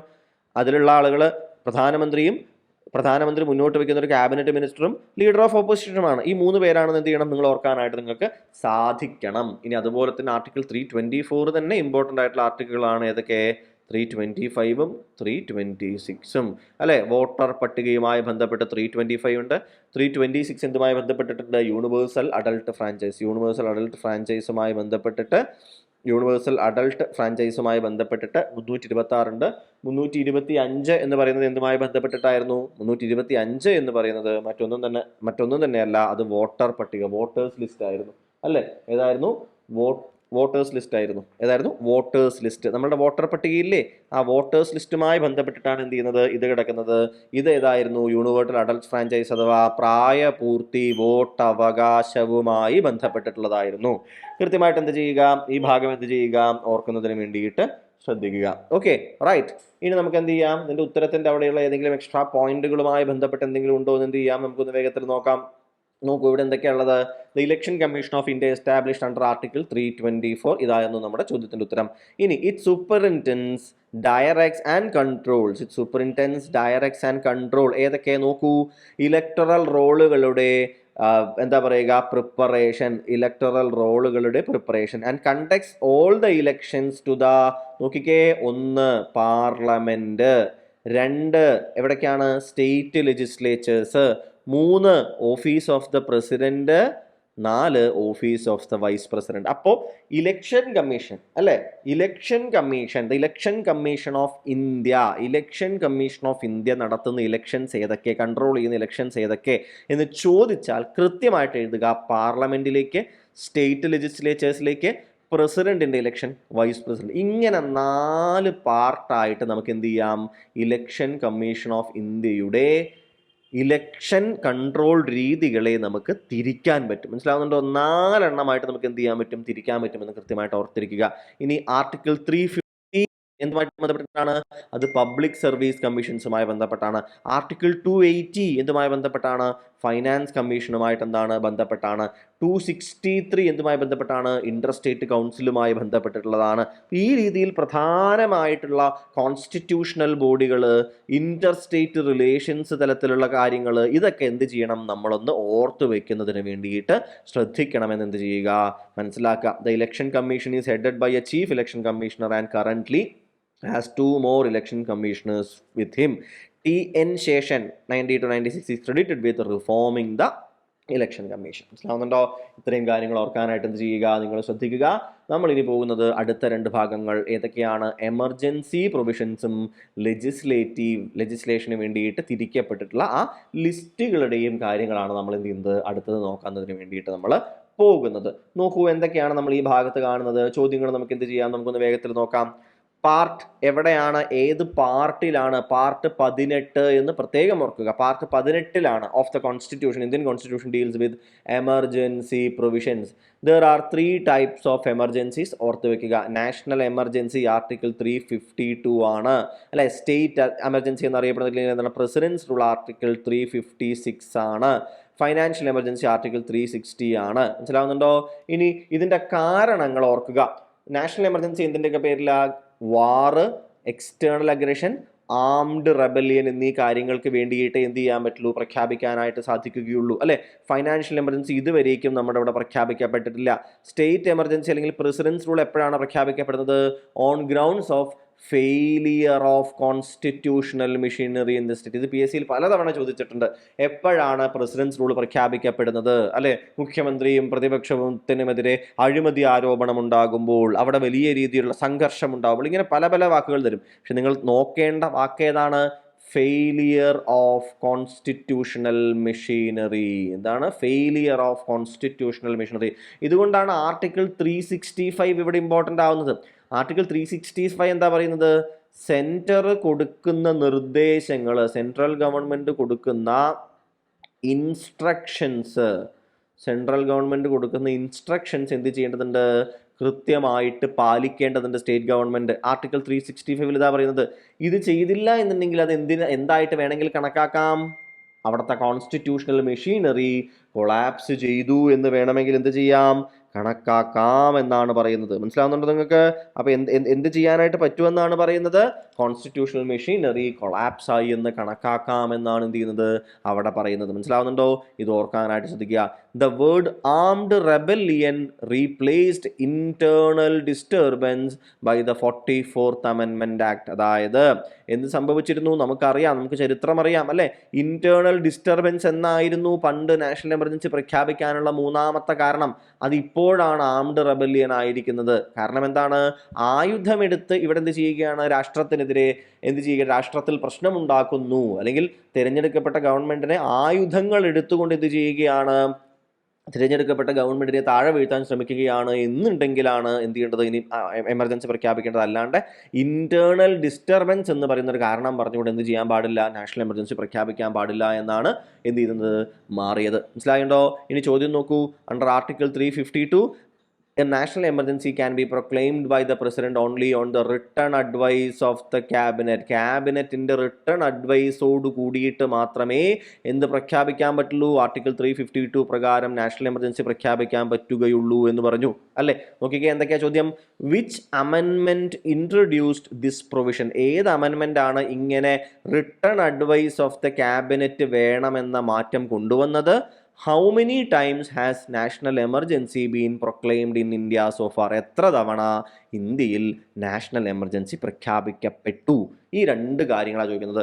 42nd അത് വന്നു, 2 ടൈം പ്രഖ്യാപിക്കപ്പെട്ടു എന്ന് പറയുന്നു. 44th 3 ടൈംസ് എന്ന് പറയുന്നു. 44th 4 ടൈംസ് എന്ന് പറയുന്നു. 42nd 3 ടൈംസ് എന്ന് പറയുന്നു. നമുക്കറിയാം അല്ലേ, ഇന്ദിരാഗാന്ധി നാഷണൽ എമർജൻസി പ്രഖ്യാപിച്ച രീതിയാണ് ഈ ഒരു മാറ്റത്തിലേക്ക് കൊണ്ടുവന്നത് അല്ലേ? പ്രധാനമന്ത്രി നേരെ പോകുന്നു, പ്രസിഡന്റിനോട് എന്ത് ചെയ്യുന്നു? ഒപ്പിടാൻ പറയുന്നു. പ്രസിഡന്റ് അങ്ങോട്ട് ഒപ്പിട്ട് കൊടുക്കുന്നു. അപ്പോൾ ഈ രീതി ഇനി ആവർത്തിക്കരുത്. ഇന്ദിരാഗാന്ധിയുടെ താഴെ എന്തുണ്ട്? ഒരു ക്യാബിനറ്റ് ഉണ്ട്. ആ ക്യാബിനറ്റ് ഇങ്ങനെ ഒരു കാര്യം അറിയുന്നത് എപ്പോഴായിരുന്നു അറിയുന്നത്? ഇത് പ്രസിഡന്റ് ഒപ്പിട്ട് പ്രഖ്യാപിച്ച ശേഷമായിരുന്നു. അപ്പോൾ ഇനി അങ്ങനെ ഒരു അടിയന്തരാവസ്ഥ പ്രഖ്യാപിക്കാൻ പറ്റില്ല എന്നും ഇത്തരത്തിൽ ഒരു പ്രഖ്യാപനം നടത്തണമെന്നുണ്ടെങ്കിൽ എങ്ങനെ മാത്രമേ പറ്റുകയുള്ളൂ? അത് ക്യാബിനറ്റ് റിട്ടൺ ആയിട്ട് എഴുതി അഡ്വൈസ് കൊടുക്കണം. അപ്പോൾ മാത്രമേ എന്ത് ചെയ്യാൻ പറ്റുള്ളൂ? പ്രഖ്യാപിക്കാൻ പറ്റുകയുള്ളൂ എന്ന് ഒരു മാറ്റം കൊണ്ടുവരികയാണ് ചെയ്തത്. ഓക്കെ ആണല്ലോ? അപ്പോൾ ഇവിടുത്തെ ആൻസർ തീർച്ചയായിട്ടും ഏതായിരിക്കും? ഇങ്ങനെ ഒരു മാറ്റം വന്നത് നമുക്കറിയാം. 42nd അമെൻമെന്റ് എപ്പോഴാണ് വരുന്നത്? 42nd അമെൻമെന്റ് ഡ്യൂറിങ് ദ എമർജൻസിയാണ് വരുന്നത്. അതിനുശേഷം ഈ 42nd അമെൻമെന്റിൽ കൊണ്ടുവന്ന പല വിശേഷ അധികാരങ്ങളും ഇല്ലാതാക്കുന്നതിന് വേണ്ടിയിട്ടും എമർജൻസി പ്രൊവിഷൻസിന് ഒരു കൃത്യമായിട്ടുള്ള ഒരു ശക്തി കൊടുക്കുന്നത്, അതായത് എമർജൻസി പ്രൊവിഷൻസ് ദുരുപയോഗം ചെയ്യാതിരിക്കാൻ ഭരണഘടനയ്ക്ക് ശക്തി കൊടുക്കാൻ വേണ്ടിയിട്ട് കൊണ്ടുവന്നിട്ടുണ്ടായിരുന്ന ഒരു അമെൻമെന്റ് ആയിരുന്നു 44th അമെൻമെന്റ് അല്ലേ? അപ്പോൾ 44th അമെൻമെന്റിലാണ് ഈ ഒരു മാറ്റം, അതായത് ക്യാബിനറ്റ് അഡ്വൈസോടുകൂടി മാത്രമേ എന്ത് ചെയ്യാൻ പറ്റുകയുള്ളൂ? അടിയന്തരാവസ്ഥ പ്രഖ്യാപിക്കാൻ പറ്റുകയുള്ളൂ എന്നൊരു മാറ്റം കൊണ്ടുവന്നത്. ഇതുവരേക്കും 3 ടൈംസ് 3 തവണയാണ് ഇത്തരത്തിൽ എന്ത് വരുന്നത്? ഇത്തരത്തിൽ നാഷണൽ എമർജൻസി, ദേശീയ അടിയന്തരാവസ്ഥ പ്രഖ്യാപിക്കപ്പെട്ടിട്ടുണ്ടായിരുന്നത്. National emergency has been proclaimed 3 times in India. 1962 Chinese അഗ്രഷന്റെ സമയത്ത്, 1971 പാകിസ്ഥാൻ വാർ, അതായത് ബംഗ്ലാദേശ് ലിബറേഷൻ വാറിന്റെ സമയത്ത്, 975 ഇന്റേണൽ ഡിസ്റ്റർബൻസ് എന്ന പേരിൽ പറഞ്ഞുകൊണ്ട്. അപ്പോൾ നമ്മുടെ അവിടെ 2 തവണ എക്സ്റ്റേണൽ എമർജൻസി പ്രഖ്യാപിക്കപ്പെട്ടിട്ടുണ്ട്, 1 തവണ ഇന്റേണൽ എമർജൻസി പ്രഖ്യാപിക്കപ്പെട്ടിട്ടുണ്ട്. വ്യത്യാസം മനസ്സിലായോ നിങ്ങൾക്ക്? 2 തവണ എക്സ്റ്റേണൽ എമർജൻസിയും 1 തവണ ഇന്റേണൽ എമർജൻസിയുമാണ് പ്രഖ്യാപിക്കപ്പെട്ടുള്ളത്. എന്താണ് ഇന്റേണൽ എമർജൻസി? ഈ പറഞ്ഞ പോലെ ആംഡ് റെബല്ലിയനോട് കൂടിയിട്ട് ആളുകൾ പ്രശ്നമുണ്ടാക്കി, അതായത് അന്ന് ഇന്റേണൽ ഡിസ്റ്റർബൻസ്, ഇന്ന് ആംഡ് റെബല്ലിയൻ, ഇതിൻ്റെ പേരിൽ പ്രഖ്യാപിക്കപ്പെട്ടാൽ അത് ഇന്റേണൽ എമർജൻസിയാണ്. വാറ്, അതുപോലെ തന്നെ എക്സ്റ്റേണൽ അഗ്രഷൻ, അതായത് പുറമേ നിന്നുമാണ് ഒരു ഇഷ്യൂ ഉണ്ടാകുന്നതെന്നുണ്ടെങ്കിൽ അതെന്താണ്? അത് എക്സ്റ്റേണൽ എമർജൻസി. മനസ്സിലാവുന്നുണ്ടോ? ഇതാണ് ഇവിടുത്തെ വ്യത്യാസം എന്ന് എന്ത് ചെയ്യുക? ഓർക്കാനായിട്ട് ശ്രദ്ധിക്കുക. ഇനി എക്സ്റ്റേണൽ എമർജൻസി പ്രഖ്യാപിക്കപ്പെട്ടാൽ ഉടനെ ഓട്ടോമാറ്റിക്കലി ക്യാൻസലായി പോകുന്ന, സസ്പെൻഡായി പോകുന്ന നമ്മളുടെ ഫണ്ടമെൻ്റൽ റൈറ്റ് ആണ് ആർട്ടിക്കിൾ 19 അല്ലെ? ആർട്ടിക്കിൾ 358 പ്രകാരം നമുക്കറിയാം എന്താണ് സംഭവിക്കുക? ആർട്ടിക്കിൾ 19 സ്വാഭാവികമായിട്ടും എന്ത് ചെയ്യപ്പെടും? റദ്ദ് ചെയ്യപ്പെടും എന്നത് മനസ്സിലാക്കാൻ ശ്രദ്ധിക്കുക. അപ്പോൾ എക്സ്റ്റേണൽ എമർജൻസി ഉള്ള ഒരു സമയമാണ് എന്നുണ്ടെങ്കിൽ ഓട്ടോമാറ്റിക്കലി ആർട്ടിക്കിൾ 19 എന്ത് ചെയ്യും, ക്യാൻസൽ ചെയ്യപ്പെടും. അത് ആർട്ടിക്കിൾ 358 പ്രകാരമാണ് അങ്ങനെ ഒരു പ്രൊവിഷൻ വെച്ചിട്ടുള്ളത്. ഓർക്കുമല്ലോ കൃത്യമായിട്ട്, റൈറ്റ്. ഇനി 1975 emergency proclaimed under article 352 citing internal disturbance. ഇത് 977 വരെ ഈ എമർജൻസി നീണ്ടു.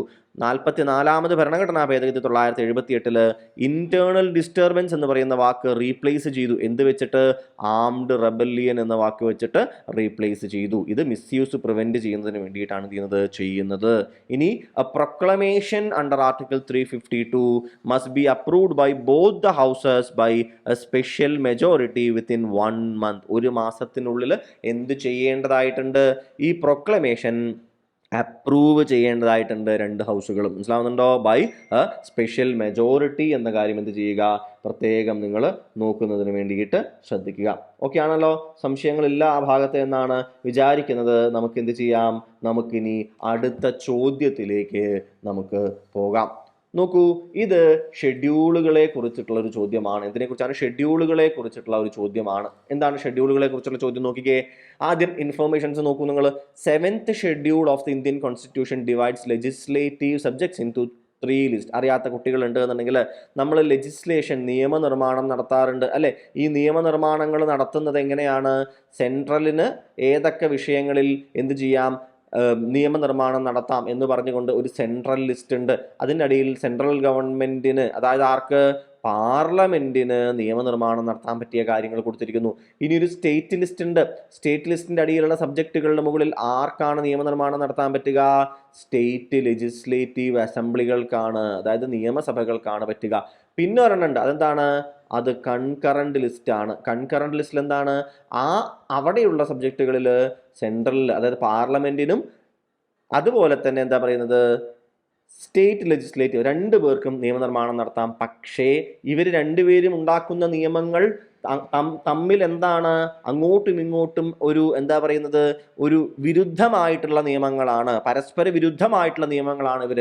പാർലമെന്റ് ഒരു തരത്തിൽ ചെയ്യാൻ പറയുന്നു, സ്റ്റേറ്റ് ലെജിസ്ലേറ്റീവ് അസംബ്ലികൾ ഉണ്ടാക്കിയത് വേറൊരു തരത്തിലുമാണെങ്കിൽ പാർലമെന്റിന്റെ നിയമങ്ങൾക്ക് എന്ത് കിട്ടും? മുൻഗണന കിട്ടും. പാർലമെന്റിന്റെ ഉണ്ടാക്കിയ നിയമങ്ങൾക്ക് മുൻഗണന കിട്ടുമെന്നാണ് ഇവിടെ പറയുന്നത്. അപ്പോൾ ഇതാണ് ജനറൽ ആയിട്ടുള്ള ട്രെൻഡ്. ഇനി നോക്കിക്കേ, യൂണിയൻ ലിസ്റ്റ് എന്താണ്? Parliament has exclusive power to legislate. State list, state legislature has exclusive power, എന്താ പറയുക, എക്സ്ക്ലൂസീവ് പവർ ടു എന്താ പറയുന്നത്, ലെജിസ്ലേറ്റ്. അത് ചില പ്രത്യേക സാഹചര്യങ്ങൾ എന്തെങ്കിലും, ഇപ്പോൾ എമർജൻസി പോലെയുള്ള ചില സാഹചര്യങ്ങളിലേക്ക് എന്ത് ചെയ്യും, ചില എക്സെപ്ഷൻസ് ഒക്കെ വരും കേട്ടോ. ഇനി കൺകറന്റ് ലിസ്റ്റ് എങ്ങനെയാണ്? Both parliament and state can legislate in case of repugnancy. ആര് വരും? സെൻട്രലിന്റെ ലോ പ്രിവെയിൽ ചെയ്യും. ഓക്കെ, ഇപ്പോഴുള്ള യൂണിയൻ ലിസ്റ്റിന്റെ സബ്ജക്റ്റുകൾ എണ്ണം കൊടുത്തിട്ടുണ്ട്. പക്ഷേ ഇത് എന്ന് പറയുന്നത് പല ഇടങ്ങളിലും പലതായിട്ട് കാണാറുണ്ട്, നമുക്ക് പല രീതിയിൽ കാണാറുണ്ട്. നിങ്ങൾ എന്ത് ചെയ്യണം, അത് ഓരോ സമയത്തും മാറുന്നതനുസരിച്ച് എക്സാമിന്റെ പെർസ്പെക്റ്റീവിൽ നിങ്ങൾ അത് എന്ത് ചെയ്യണം, അത് കറക്റ്റ് ചെയ്യണം കേട്ടോ. പല ഇടങ്ങളിലും പല രീതിയിലുള്ള എണ്ണങ്ങളാണ് നമുക്ക് പലപ്പോഴും കാണാറുള്ളത്. പക്ഷെ നിലവിൽ ഏറ്റവും കൂടുതൽ ആളുകൾ പറയുന്ന അംഗീകരിക്കപ്പെട്ടിട്ടുള്ള എണ്ണങ്ങൾ എന്ത് ചെയ്തതാണ്, ഇവിടെ നിങ്ങൾക്ക് വേണ്ടിയിട്ടൊന്ന് കൊടുത്തതാണ് എന്നേ ഉള്ളൂ. ഓക്കെ, അപ്പോൾ എന്ത് ചെയ്യുക, ശ്രദ്ധിക്കുന്നതിന് വേണ്ടിയിട്ട് നിങ്ങൾ നോക്കുക. ഇനി താഴെ നോക്കിക്കേ, ചോദ്യങ്ങൾ വരാറുള്ള പലപ്പോഴും പക്ഷേ ഇങ്ങനെയാണ്. Which of the following subjects belong to concurrent list? Concurrent ലിസ്റ്റിലേക്ക് താഴെ തന്നിട്ടുള്ളവയിൽ ഏതാണ് വരുന്നത്? Defence, police, education, agriculture. നോക്കൂ, ഡിഫൻസ് നിങ്ങൾക്ക് മനസ്സിലാവാൻ പറ്റുമെന്ന് വിചാരിക്കുന്നു, എന്താണ്? സെൻട്രൽ ലിസ്റ്റാണ്. പോലീസ് നിങ്ങൾക്ക് അറിയാൻ പറ്റുമെന്ന് വിചാരിക്കുന്നു, സ്റ്റേറ്റ് ലിസ്റ്റുമാണ് അല്ലെ. എഡ്യൂക്കേഷനും അഗ്രികൾച്ചറും എന്ത് ചെയ്യും, ചിലപ്പോൾ നിങ്ങൾക്ക് ഡൗട്ട് വന്നേക്കാം, എന്തുകൊണ്ടാണ് ഇവിടെ എഡ്യൂക്കേഷൻ വരുന്നത്? ഇവിടുത്തെ ആൻസർ എഡ്യൂക്കേഷൻ ആണ്. ഇവിടുത്തെ കൺകറന്റ് ലിസ്റ്റിലുള്ള ആൾ എന്ന് പറയുന്നത് എഡ്യൂക്കേഷൻ. എന്തുകൊണ്ടാണ് എഡ്യൂക്കേഷൻ ഇവിടെ ഇടയ്ക്കിടയ്ക്ക് വരുന്നത്? എഡ്യൂക്കേഷൻ മാത്രമല്ല, ഇങ്ങനെ വരുന്ന ചില ആളുകളുണ്ട്. ആരൊക്കെ അറിയൂ ഈ കാര്യങ്ങൾ? ഇവിടെ നോക്കൂ നിങ്ങൾ. എഡ്യൂക്കേഷൻ എന്ന് പറയുന്ന കൺകറന്റ് ലിസ്റ്റിലാണ്, ലിസ്റ്റ് 25 ആയിട്ട്. It was transferred from the state list. ഇത് പണ്ട് സ്റ്റേറ്റ് ലിസ്റ്റിലാണ് എഡ്യൂക്കേഷൻ ഉണ്ടായിരുന്നത്. അത് സ്റ്റേറ്റ് ലിസ്റ്റിൽ നിന്നും കൺകറന്റ് ലിസ്റ്റിലേക്ക് ട്രാൻസ്ഫർ ചെയ്തതാണ്, മാറ്റിയതാണ് 42nd അമെൻമെന്റ് പ്രകാരം. മനസ്സിലാവുന്നുണ്ടോ? നോക്കൂ, അതുകൊണ്ട് തന്നെ 42nd അമെൻമെന്റിലൂടെ 42ാമത് ഇപ്പം തന്നെ ചർച്ചയുടെ എത്ര തവണ 42nd അമെൻമെന്റ് വന്നു അല്ലെ? അതുകൊണ്ടാണ് 42nd അമെൻമെന്റിനെ നമ്മൾ എന്ത് പേരിൽ വിളിക്കുന്നത്? മിനി കോൺസ്റ്റിറ്റ്യൂഷൻ എന്ന് വിളിക്കുന്നത് അല്ലെ. മിനി കോൺസ്റ്റിറ്റ്യൂഷൻ എന്ന് നമ്മൾ ഇതിനെ വിളിക്കാൻ തന്നെ കാരണം എന്താണ്? 42nd അമെൻമെന്റ് ആയത് കാരണമാണ്. 42nd അമെൻമെന്റിന്റെ പ്രത്യേകത എന്താണ്? അത്രയധികം ചേഞ്ചുകൾ അല്ലേ. അതിൽ ഫണ്ടമെന്റൽ ഡ്യൂട്ടി ആഡ് ചെയ്യപ്പെടുന്ന DPSPസിൽ ചേഞ്ച് വരുത്തുന്നു, ട്രിബ്യൂണൽസ് ഉണ്ടാക്കുന്നു, ഗവൺമെൻറ്റിൻ്റെയും പ്രസിഡൻറ്റിൻ്റെയും റിലേഷൻഷിപ്പിൽ മാറ്റം വരുത്തുന്നു, ഈ പറഞ്ഞ പോലെ ലിസ്റ്റുകളുടെ ഉള്ളിൽ മാറ്റം വരുത്തുന്നു. എവിടെയെല്ലാം ഭരണഘടനയുടെ ഉള്ളിൽ പ്രധാനപ്പെട്ട ഇടങ്ങളുണ്ടോ, മാറ്റങ്ങൾ വരുത്താനുള്ള സ്ഥലങ്ങളുണ്ടോ, അവിടെ എല്ലാം മാറ്റങ്ങൾ വരുത്തുന്ന ഒരു പുതിയ കുഞ്ഞു ഭരണഘടന എഴുതി തയ്യാറാക്കുന്ന പോലെയുള്ള മാറ്റങ്ങൾ വന്നൊരു അമെൻമെൻ്റ് ആയിരുന്നു. അതിനാലാണ് 42nd അമെൻമെൻറ്റിനെ മിനി കോൺസ്റ്റിറ്റ്യൂഷൻ എന്ന് നമ്മൾ വിളിക്കുന്നത്, അല്ലേ? നോക്കൂ, ഇവിടെ എന്ത് ചെയ്തിട്ടുണ്ടറിയോ നിങ്ങൾക്ക്? ഇതിൽ സ്റ്റേറ്റ് ലിസ്റ്റിൻ്റെ അടിയിലുണ്ടായിരുന്ന 5 സബ്ജക്റ്റുകളെ എങ്ങോട്ട് മാറ്റി? കൺകറന്റ് ലിസ്റ്റിലേക്ക് മാറ്റി. മനസ്സിലാവുന്നുണ്ടോ? ഈ 5 എണ്ണം അതുകൊണ്ട് തന്നെ ഇടയ്ക്കിടയ്ക്ക് ചോദ്യങ്ങളായി വരാറുണ്ട്. ഒരെണ്ണം ഏതാണ്? നമ്മൾ കണ്ടു, എഡ്യൂക്കേഷൻ മാറ്റി. ഈ 42nd അമെൻമെൻറ്റിലൂടെ എഡ്യൂക്കേഷൻ മാറ്റി. അതുപോലെ മാറ്റിയിട്ടുള്ളതാണ് forest, protection of wild animals, weights and measurements, administration of justice. ഈ 4 എണ്ണം കൂടി ഇതിനോടൊപ്പം ചേർക്കാം. അങ്ങനെ മൊത്തത്തിൽ 5 എണ്ണം. മനസ്സിലാവുന്നുണ്ടോ? അങ്ങനെ 5 എണ്ണം, ഒന്ന് ഫോറസ്റ്റ്, പിന്നെ ഈ ടിക്കിട്ടിട്ടുള്ള 4 എണ്ണം കൂടിയിട്ട് 5 സബ്ജക്റ്റുകൾ സ്റ്റേറ്റ് ലിസ്റ്റിൽ നിന്നും കൺകറന്റ് ലിസ്റ്റിൻ്റെ ഉള്ളിലേക്ക് മാറ്റിയിട്ടുണ്ടായിരുന്നു. ഓർത്തിരിക്കുമല്ലോ വളരെ കൃത്യമായിട്ട്. ഒരിക്കലും എന്ത് ചെയ്യരുത്, അതിലൊരു ചേഞ്ച്, നിങ്ങൾക്ക് കൺഫ്യൂഷൻ ഉണ്ടാവരുത്. പോലീസ് അതുപോലെ തന്നെ അഗ്രികൾച്ചർ രണ്ടും സ്റ്റേറ്റ് ലിസ്റ്റിലുള്ളതാണ്. And defence, you people know അത് ഏതാണ്? അത് എന്ന് പറയുന്നത് കറൻസി, ഡിഫൻസ് ഒക്കെ ആരുടെ ഇമ്പോർട്ടൻ്റ് ആയിട്ടുള്ളവയാണ്, അല്ലേ? ഇതുകൊണ്ട് ഇതൊക്കെ ചോദിക്കാറുണ്ട്. കറൻസി, ഡിഫൻസ്, പോലീസ്, അഗ്രികൾച്ചർ, അതുപോലെ തന്നെ ഫോറസ്റ്റ്, എഡ്യൂക്കേഷൻ, ഇതൊക്കെയാണ് സ്ഥിരം ചോദിക്കുന്ന കാര്യങ്ങൾ. മനസ്സിലാവുന്നുണ്ട്? ഇതൊക്കെ എന്ത് ചെയ്യുക, ഓർത്ത് വെക്കാനായിട്ട് പ്രത്യേകം നിങ്ങൾ ശ്രദ്ധിക്കുക. അടുത്ത ചോദ്യം നോക്കൂ എന്താണെന്നുള്ളത്. യൂണിയൻ ആൻഡ് സ്റ്റേറ്റ് എക്സിക്യൂട്ടീവിൻ്റെ ചില ഭാഗങ്ങൾ, പാർലമെൻറ്റ്, ജുഡീഷ്യറി തലത്തിലുള്ള ചില ഭാഗങ്ങളാണ് നമ്മൾ എന്ത് ചെയ്യുന്നത്, ഇനി നമ്മളൊന്ന് നോക്കാൻ പോകുന്നത്. ഓക്കെ, നോക്കിക്കേ എന്താണ് അടുത്ത ചോദ്യം വരുന്നത്, എന്തുമായി ബന്ധപ്പെട്ടിട്ടാണ് അടുത്ത ചോദ്യം, നിങ്ങളൊന്ന് നോക്കൂ.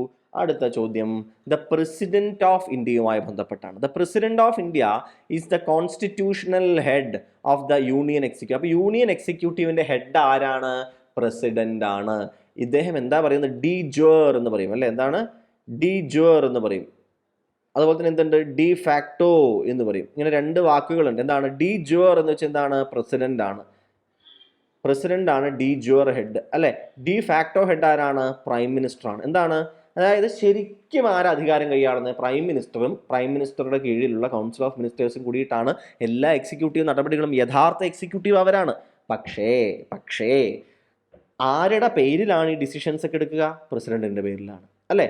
പ്രസിഡന്റിന്റെ പേരിലാണ്. അപ്പൊ അതുകൊണ്ടാണ് ഇദ്ദേഹത്തെ എന്തെന്ന് വിളിക്കുന്നത്?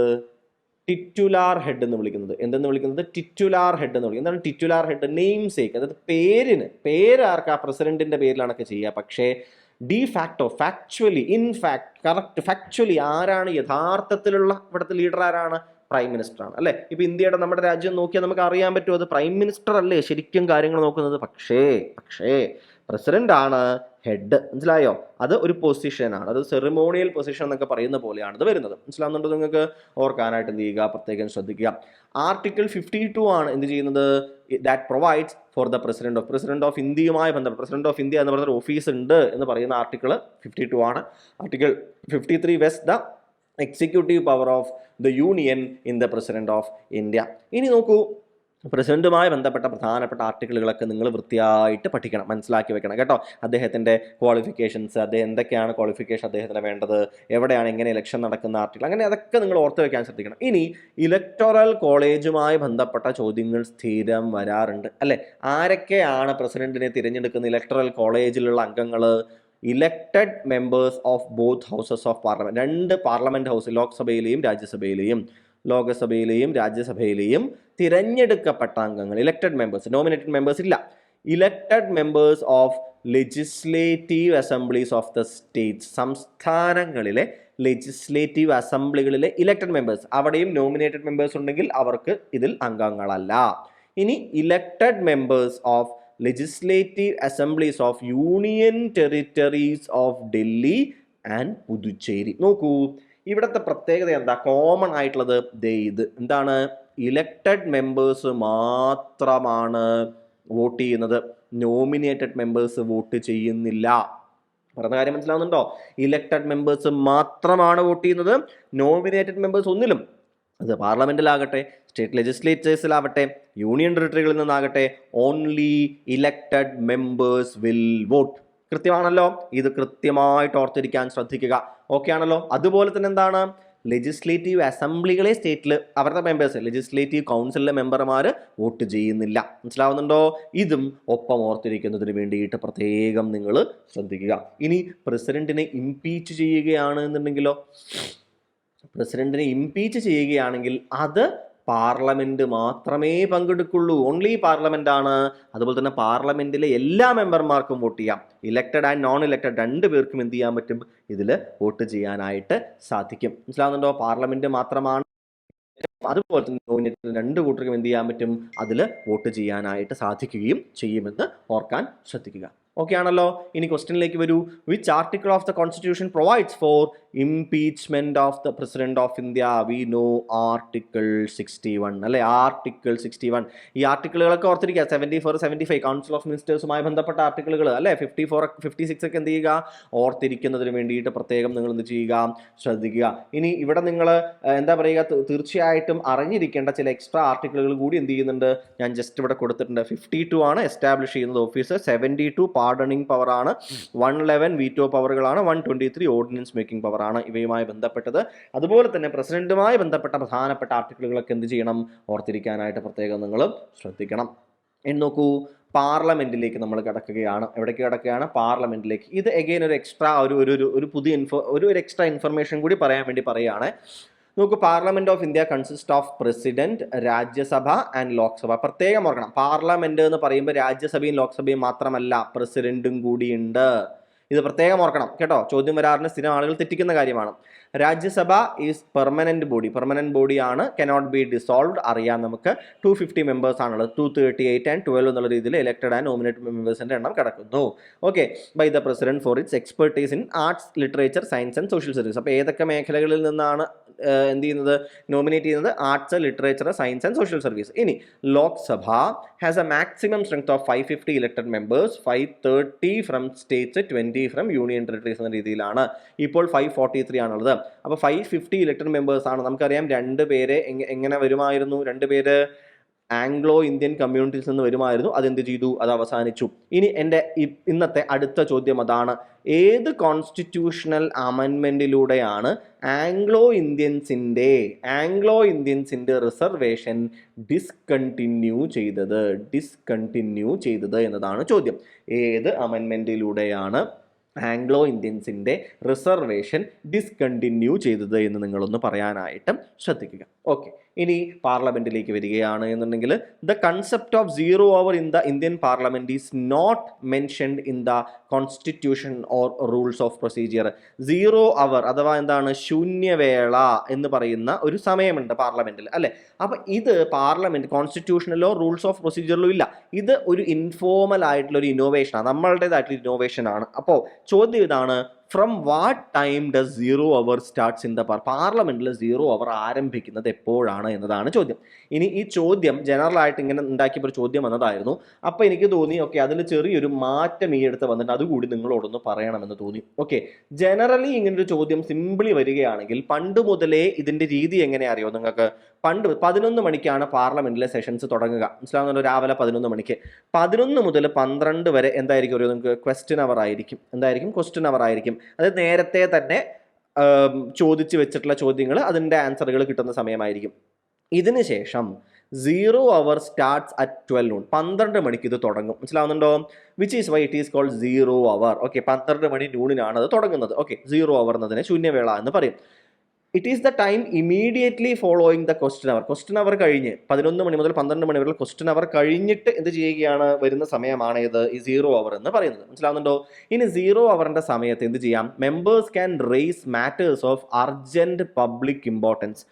അതായത് പബ്ലിക് ഇമ്പോർട്ടൻസ് വളരെയധികമുള്ള ഇമീഡിയറ്റ് ആയിട്ട് എന്താണ് ചർച്ച ചെയ്യേണ്ടതായിട്ടുള്ള കാര്യങ്ങളെ കുറിച്ചിട്ടുള്ള എന്ത് ചെയ്യാം? അർജന്റ് മാറ്റേഴ്സിലുള്ള ഇഷ്യൂസ് റേസ് ചെയ്യാൻ പറ്റും.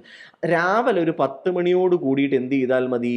അത് എന്ത് ചെയ്യണം? ഞങ്ങളുടെ ഈ മാറ്റർ ഞങ്ങൾ റേസ് ചെയ്യേണ്ടത് എന്ത് ചെയ്യണം? അവിടേക്ക് ഓൾറെഡി പറഞ്ഞു വെക്കണം. മനസ്സിലാവുന്നുണ്ടോ?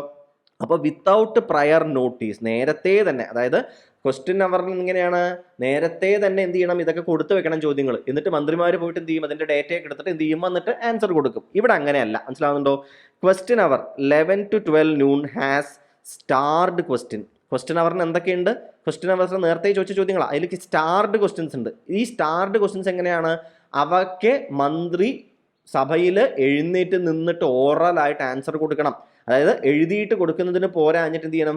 പറയണം, ആൻസർ പറയണം. സ്റ്റാർഡ് ക്വസ്റ്റ്യൻസിൽ വിത്ത് സപ്ലിമെന്ററി, അതായത് എന്ത് ചെയ്യാൻ പറ്റും? അതിന് തിരിച്ച് ചോദ്യം ചോദിക്കാൻ പറ്റും. മനസ്സിലാവുന്നുണ്ടോ? വിത്ത് സപ്ലിമെന്ററി ക്വസ്റ്റ്യൻസ് അതിൽ റേസ് ചെയ്യാൻ പറ്റും. അൺസ്റ്റാർഡ് ക്വസ്റ്റ്യൻസ് ആയിട്ടുള്ള കാര്യങ്ങളുണ്ട്. അവ എങ്ങനെയാണ്? അവയ്ക്ക് റിട്ടൺ ആയിട്ടുള്ള ആൻസർ മാത്രം കൊടുത്താൽ മതി. അതുപോലെ തന്നെ എന്താണ്? ഇമ്പോർട്ടൻ്റ് ആയിട്ടുള്ള കാര്യങ്ങൾ റേസ് ചെയ്യാൻ ഷോർട്ട് നോട്ടീസ് ക്വസ്റ്റ്യൻസും ഉണ്ട്. ഇതൊക്കെ എവിടെയാണ്? ക്വസ്റ്റ്യൻ അവറിന്റെ ഭാഗമായിട്ടുള്ള കാര്യങ്ങളാണ്. മനസ്സിലാവുണ്ടോ? 0 അവർ എന്ന് പറയുന്നത് എന്താണ്? ഒരു ഇന്ത്യൻ പാർലമെന്ററി ഇന്നോവേഷൻ ആണ്. മനസ്സിലാവുന്നുണ്ടോ? അത് 1962 മുതലാണ് 0 അവർ ശൂന്യവേള എന്ന് പറഞ്ഞൊരു പരിപാടി നമ്മൾ ആരംഭിച്ചത്. അപ്പൊ നേരത്തെ നോട്ടീസ് കൊടുക്കാണ്ട് പബ്ലിക് ഇമ്പോർട്ടൻസ് ഉള്ള ചില കാര്യങ്ങളുടെ മേലെ എന്ത് ചെയ്യാൻ പറ്റും? ചർച്ച റേസ് ചെയ്യാൻ വേണ്ടിയിട്ടാണ് എന്ത് ചെയ്യുന്നത്? ഇത് ഉപയോഗിക്കുന്നത്. ഇനി ഇവിടത്തെ ഞാൻ നേരത്തെ പറഞ്ഞ ഒരു ഇഷ്യൂ ഞാൻ പറയാം. അതായത് നിലവിൽ ലോകസഭയിൽ ഇപ്പോൾ ഞാൻ പറഞ്ഞ ഇതേപോലെയാണ് കാര്യങ്ങൾ പോകുന്നത്. 11 to 12 എന്താണ്? ക്വസ്റ്റ്യൻ അവർ. 12 കഴിഞ്ഞിട്ട് എന്ത് തുടങ്ങും? 0 അവർ. പക്ഷേ രാജ്യസഭയിൽ 2 സഭയിൽ ഇങ്ങനെയായിരുന്നു. പുതിയ നമ്മളുടെ എന്താ പറയുക, അത് NDA ഗവൺമെന്റ് വന്നതിന് ശേഷം ഈ രീതിയിൽ ഒരു മാറ്റം കൊണ്ടുവന്നു. എങ്ങനെയാണ്? 11 to 12 ആയിരിക്കും രാജ്യസഭയിൽ 0 അവർ. മനസ്സിലാവുന്നുണ്ടോ നിങ്ങൾക്ക്? 12 to എന്താ പറയുക 1 മണി എന്നുള്ള രീതിയിലുള്ള ഒരു സമയത്തായിരിക്കും ലോകസഭയിൽ 0 അവർ. ഇങ്ങനെ മാറ്റി. എനിക്ക് തോന്നുന്നു പബ്ലിക് ഇമ്പോർട്ടൻസ് ആയിട്ടുള്ള വിഷയങ്ങൾ എടുത്ത് പെട്ടെന്നൊരു ചോദ്യം ചർച്ച വരുന്ന സമയത്ത് അതിന് മറുപടി കൊടുക്കാൻ മിനിസ്റ്റർമാർക്കും പറ്റും. അതുപോലെ തന്നെ 0 അവർ. ഇപ്പൊ നോക്കൂ, നമുക്കറിയാം രാജ്യസഭയിലും അതുപോലെ തന്നെ എന്താണ് ലോകസഭയിലും എന്തുണ്ടാകും? നമുക്കറിയാം ക്വസ്റ്റ്യൻ അവർ 2 സമയത്താക്കിയാൽ മിനിസ്റ്റർമാർ 2 സഭയിൽ നിന്നുണ്ടാവും. രാജ്യസഭയത്തെ ആൾക്കാരുണ്ട്, ലോക്സഭ. അപ്പോൾ എന്ത് ചെയ്യാൻ പറ്റും? ഈ ക്വസ്റ്റ്യൻ അവറോ ചോദ്യോത്തരവേള നടക്കുന്ന സമയത്ത് മിനിസ്റ്റർമാർക്ക് എന്ത് ചെയ്യാൻ പറ്റും? കറക്റ്റായിട്ട് ഒരു സഭയിലും അത് കഴിഞ്ഞിട്ട് മറ്റേ സഭയിലേക്കും പോകാനായിട്ട് സാധിക്കും. മനസ്സിലാവുന്നുണ്ടോ? ആൻസർ ഓറലി തന്നെ എന്ത് ചെയ്യാൻ പറ്റും? ഈ പറഞ്ഞ പോലെ മിനിസ്റ്റർ ഓറലി കൊടുക്കേണ്ട ആൻസേഴ്സ് ഉണ്ടാവും, അത് മിനിസ്റ്റർ തന്നെ കൊടുക്കണ്ടേ? അപ്പോൾ രാജ്യസഭയിലും ലോകസഭയിലും ഒരേ സമയത്ത് നടന്നു കഴിഞ്ഞാൽ ചിലപ്പോൾ മിനിസ്റ്റർക്ക് എന്ത് ചെയ്യാൻ പറ്റും? അവിടെ മാത്രമേ ഇരിക്കാൻ പറ്റൂ, ഇവിടെ വരാൻ പറ്റാണ്ടേ ആവും. അപ്പോൾ അതിന് 2 സമയങ്ങളിലേക്ക് ഇപ്പോൾ മാറ്റിയിട്ടുണ്ട് എന്ന കാര്യം എന്ത് ചെയ്യുക? പ്രത്യേകം നോക്കുന്നതിന് വേണ്ടിയിട്ട് ശ്രദ്ധിക്കുക. ഇനി പാർലമെന്റിൽ ഇത്തരം പ്രൊസീജിയറുകളുമായി ബന്ധപ്പെട്ട് 3 സെഷനുകളാണുള്ളത് എന്ന് ആലോചിക്കുക. അവയുടെ പേരുകൾ ഓർക്കുക. പാർലമെന്റിലെ കോറം എന്ന് പറയുന്നത് 1/10 ആണെന്ന് ഓർക്കുക. അഡ്ജേൺമെന്റ് എന്ന വാക്കിനർത്ഥം എന്താണ്? ആ സിറ്റിംഗ് തൽക്കാലത്തേക്ക് അവസാനിപ്പിക്കുകയാണ്, അല്ലെ? ആ സിറ്റിംഗ് അവസാനിപ്പിക്കുകയാണ്. പ്രൊറോഗേഷൻ എന്ന് വെച്ചാലോ ആ സെഷൻ തന്നെ എന്ത് ചെയ്യുന്നു? അവസാനിപ്പിക്കുകയാണ്. പിന്നീട് ഇനി അടുത്ത സെഷനിലേ എന്ത് ചെയ്യുള്ളൂ? വരികയുള്ളൂ. പ്രസിഡന്റ് ആണ് ഇത് ചെയ്യുക. ഡിസൊല്യൂഷൻ എന്ന് വെച്ചാൽ എന്താണ്? അത് ലോകസഭയുടെ തന്നെ എന്താണ് കാലാവധി എന്ത് ചെയ്യണം? ഇനി ഇല്ല, ലോകസഭ പിരിച്ചുവിടുന്ന പരിപാടിയാണ് ഡിസൊല്യൂഷൻ. അപ്പോൾ അഡ്ജേൺമെന്റ്, പ്രൊറോഗേഷൻ, ഡിസൊല്യൂഷൻ, ഈ 3 വാക്കുകളും 3 തലങ്ങളിൽ നിങ്ങൾ മനസ്സിലാക്കേണ്ട വാക്കുകളാണ് എന്ന് എന്ത് ചെയ്യുക? പ്രത്യേകം ഓർക്കുന്നതിന് വേണ്ടിയിട്ട് നിങ്ങൾ ശ്രദ്ധിക്കുക. ഓക്കെ, അടുത്ത ചോദ്യത്തിലേക്ക് നമ്മൾ എന്ത് ചെയ്യുകയാണ്? നമ്മൾ പോവുകയാണ്. നെക്സ്റ്റ് ക്വസ്റ്റ്യൻ എന്താ? The Supreme Court of India was established on January 28, 1950 ചോദിച്ചിട്ടുള്ള ചോദ്യമാണ്. അണ്ടർ ആർട്ടിക്കിൾ 124 ചോദിച്ചിട്ടുള്ള ചോദ്യമാണ്. It is the highest court in India and the final court of appeal. ചോദ്യം വന്നിട്ടുണ്ട്. The supreme court exercises original, appellate and advisory jurisdiction. പ്രത്യേകം ഓർക്കുക. The concept of judicial review, the power of courts to examine the constitutionality of the legislation was borrowed from USA. Judicial review എന്ന concept USA-യിൽ നിന്നാണ് എടുത്തിട്ടുള്ളത്. The doctrine of basic structure was propounded in the landmark Keshavananda Bharati versus State of Kerala in 1973.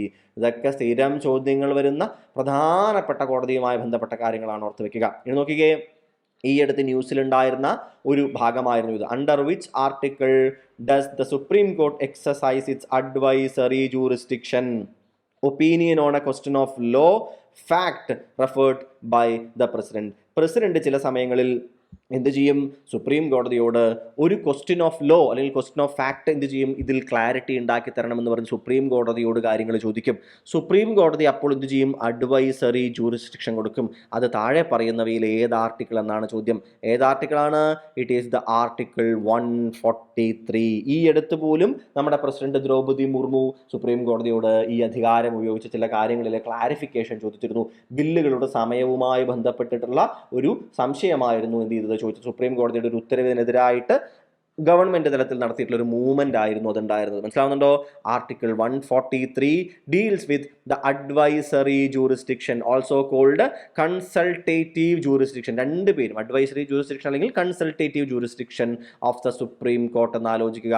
The president can refer any question of law or fact of public importance to supreme court for its opinion. However പ്രസിഡന്റിന് ചോദിക്കാം, പക്ഷേ supreme കോടതിയുടെ opinion is not binding on the president. മനസ്സിലാവുന്നുണ്ടോ? ഇനി ഒരു കാര്യം കൂടി നോക്കുക. The word may in Article 143 clause 1 indicates that Supreme Court can decline to give an opinion. നോക്കൂ എന്തൊക്കെയാ പറയുന്നത്. ആർട്ടിക്കിൾ 143 ഉണ്ട്, ആർട്ടിക്കിൾ 143 ഒന്നുണ്ട്, ആർട്ടിക്കിൾ 143 രണ്ടുമുണ്ട്. ആർട്ടിക്കിൾ 143 1ന്റെ അടിയിൽ എന്താണ്? ഏതെങ്കിലും ഒരു ലോ അല്ലെങ്കിൽ ഏതെങ്കിലും ഒരു ഫാക്റ്റുമായി ബന്ധപ്പെട്ട സംശയം എന്നാണ് പറയുന്നത്. ആർട്ടിക്കിൾ 143 2ന്റെ അടിയിൽ എന്തുമായി ബന്ധപ്പെട്ട സംശയമാണ്?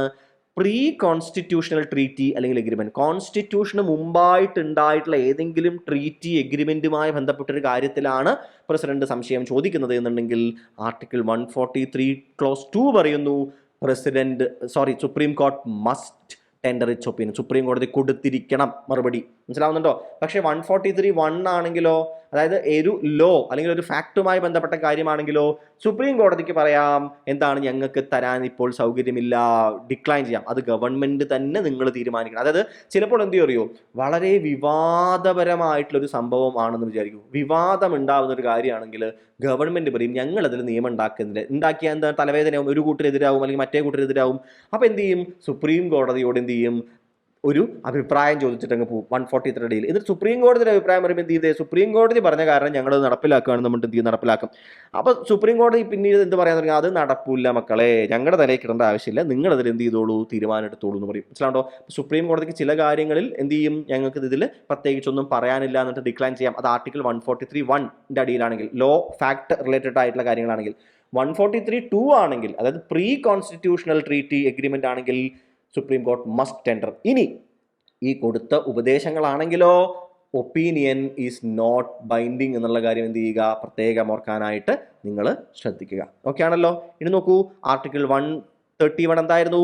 ഒറിജിനൽ ജൂറിസ്ഡിക്ഷൻ അല്ലേ? ഒറിജിനൽ ജൂറിസ്ഡിക്ഷൻ ആണ് അല്ലേ? ഇപ്പോൾ എന്താ പറയുന്നത്, സ്റ്റേറ്റും ബിറ്റ്വീൻ സ്റ്റേറ്റ് ആൻഡ് സെൻട്രൽ ആയിട്ടുള്ള ഇഷ്യൂസ് ഒക്കെ വരികയാണെങ്കിൽ എന്താണ്, അത് ഒറിജിനൽ ജൂറിസ്ഡിക്ഷൻ ആയിട്ടാണ് എന്ത് ചെയ്യേണ്ടത്, പോകേണ്ടത് അല്ലേ? ആദ്യം തന്നെ ആര് കേൾക്കും? സുപ്രീം കോടതി തന്നെ കേൾക്കും. ഇനി ആർട്ടിക്കിൾ 136 എന്താണ്? Deals with special leave petition. Special leave petition 136. Article 129 ഏതാണ്? കോർട്ട് ഓഫ് റെക്കോർഡ് എന്ന് പറയുന്ന സ്ഥലമാണ്. എല്ലാ വിധികളും കാര്യങ്ങളും ഒക്കെ എന്ത് ചെയ്യുന്നു, അതൊക്കെ അത് റെക്കോർഡ് ചെയ്യപ്പെടുന്നത് ആർട്ടിക്കിൾ 129. അതുകൊണ്ട് തന്നെ എന്താണ്, അവയ്ക്കെതിരായിട്ടുള്ള പരാമർശങ്ങൾ, അവയ്ക്കെതിരായിട്ടുള്ള അനാവശ്യ പ്രതിഷേധങ്ങൾ, ഇതൊക്കെ എന്തിലേക്ക് നയിക്കും? കോടതി അലക്ഷ്യവുമായി ബന്ധപ്പെട്ട ആർട്ടിക്കിൾ 129 ആണെന്ന് ഓർക്കാനായിട്ട് ശ്രദ്ധിക്കുക. ഓക്കെ ആണല്ലോ? അടുത്ത ചോദ്യത്തിലേക്ക് പോയാലോ നമുക്ക്? നെക്സ്റ്റ് ക്വസ്റ്റ്യൻ എന്താണ് എന്ന് നോക്കൂ നിങ്ങളൊന്ന്. The Indian Constitution originally had 8 schedules. Currently it has 12 schedules. ഷെഡ്യൂളുകളുടെ എണ്ണം കൂടി അല്ലെ, മാറി. Schedules have been added through constitutional അമെൻമെന്റ്സ്. ആ ലിസ്റ്റുകളാണ് അവിടെ കൊടുത്തിട്ടുള്ളത്, അത് ഓർത്ത് വെക്കുക. മനസ്സിലാവുന്നുണ്ടോ? 9ാമത്തെ ഷെഡ്യൂള് ഫസ്റ്റ് അമെൻമെന്റിലൂടെ ആഡ് ചെയ്തു 1951. It contains laws that cannot be challenged in courts അല്ലേ? അപ്പോൾ അഗ്രേറിയൻ റിഫോമുമായി ബന്ധപ്പെട്ട് land reforms, agrarian reforms, zamindari സിസ്റ്റത്തിന്റെ എൻഡിങ്, ഇതിനൊക്കെ വേണ്ടിയാണ് എന്ത് ചെയ്യുന്നത്? 9th ഷെഡ്യൂൾ ഉൾപ്പെടുത്തപ്പെട്ടത് അല്ലേ? പിന്നീട് എന്ത് ചെയ്യപ്പെടുകയാണ്? ഇത് മറ്റ് നിയമങ്ങൾക്ക് വേണ്ടിയും ഉപയോഗപ്പെടുത്താൻ തുടങ്ങി. ഇനി 10th ഷെഡ്യൂളിലേക്ക് വരികയാണ് എന്നുണ്ടെങ്കിൽ എന്താണ്? 10th ഷെഡ്യൂളിലേക്ക് വരികയാണെങ്കിൽ അത് 52ാമത് ഭരണഘടനാ ഭേദഗതി. ഇപ്പോൾ പിന്നെയും എന്താണ്, ന്യൂസിൽ ഒരുപാട് അല്ലെ, ഒരുപാടുള്ള ഒരുപാട് വിധികൾ എന്ത് ചെയ്യേണ്ടത്, ചർച്ചകൾ നമുക്ക് 10th ഷെഡ്യൂളുമായിട്ട് ബന്ധപ്പെട്ട് കണ്ട്. ഇപ്പം 9th ഷെഡ്യൂൾ നമുക്കറിയാം, അതെന്താണ്? അത് ഇഷ്ടം പോലെ, തങ്ങൾക്ക് ഇഷ്ടം പോലെ എന്ത് ചെയ്യാനായിട്ട് സാധിക്കുമെന്ന രീതിയിലാണ് കൊണ്ടുപോയിട്ടുണ്ടായിരുന്നത്. തങ്ങൾക്ക് ഇഷ്ടം പോലെയുള്ള എല്ലാ നിയമങ്ങളെയും സംരക്ഷിക്കാനായിട്ട് ഒരു സ്ഥലമാക്കിയിട്ട് 9th ഷെഡ്യൂളിൽ എന്ത് ചെയ്തിട്ടുണ്ടായിരുന്നു? ഗവൺമെന്റ് മാറ്റിയിരുന്നു. പക്ഷെ ഇതിനെതിരായിട്ട് IR കൊയിലോ കേസ്. അപ്പം 9th ഷെഡ്യൂളിനെതിരായിട്ട്, ഫസ്റ്റ് അമെൻമെന്റിലെ 9th ഷെഡ്യൂളിനായിട്ട് എതിരെ വന്നിട്ടുള്ള കേസ് ഏതായിരുന്നു? IR കൊയിൽഹോ case. സ്പെല്ലിംഗ് എനിക്ക് പെട്ടെന്ന്, കൊയിൽഹോ, COELHO കൊയിൽഹോ കേസാണ് 2007 എന്ത് വിധി വന്നു? അങ്ങനെ എല്ലാ നിയമവും കൊണ്ടുപോയിട്ട് 9th ഷെഡ്യൂളിൽ ഇട്ടിട്ട് സംരക്ഷിക്കാൻ പറ്റില്ല. കേശവാനന്ദ ഭാരതി കേസ് 1973 ഏപ്രിൽ 24 ശേഷമുള്ള ഏതൊരു ലെജിസ്ലേഷനും എന്ത് ചെയ്യാൻ പറ്റും? ഓപ്പൺ ചെയ്തിട്ട് നോക്കാൻ പറ്റും എന്ന് IR കൊഹിലോ കേസ് എന്ത് ചെയ്യുകയാണ്? വിധി പുറപ്പെടുവിക്കുകയാണ് ചെയ്യുന്നത്. മനസ്സിലാവുന്നുണ്ടോ? അപ്പോൾ 9th ഷെഡ്യൂളുമായി ബന്ധപ്പെട്ട് ഇതൊക്കെ ഓർത്ത് വെക്കണം. 10th ഷെഡ്യൂൾ എന്തായിരുന്നു? 52nd അമെൻമെന്റ് 985 anti defection law. 11th and 12th 73rd 74th അമെൻമെന്റുകൾ പഞ്ചായത്ത് രാജ് മുനിസിപ്പാലിറ്റി റിലേറ്റഡ് ആയിട്ടുള്ള വിഷയങ്ങൾ ഓർത്തിരിക്കാൻ പറ്റുമല്ലോ. ഇനി നോക്കൂ എന്താ താഴെ ചോദിച്ചിട്ടുള്ളത്. The second schedule of the Indian Constitution deals with which of the following? Second schedule താഴെ പറയുന്നവയിൽ എന്തുമായി ബന്ധപ്പെട്ടാണ് കിടക്കുന്നത്? നമുക്ക് ഉത്തരം വളരെ കൃത്യമായിട്ട് അറിയുന്നതാണ്.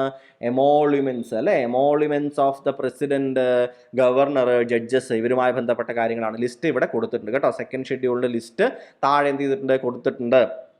emoluments, allowance, privileges, etc. of president, state governors, speaker, deputy speaker, chairman, deputy chairman, judges of Supreme Court, High Court and CAG ഇവരുടെയൊക്കെയുമായി ബന്ധപ്പെട്ടാണ്. ഇനി ഫോർത്ത് ഷെഡ്യൂൾ എന്താണ്?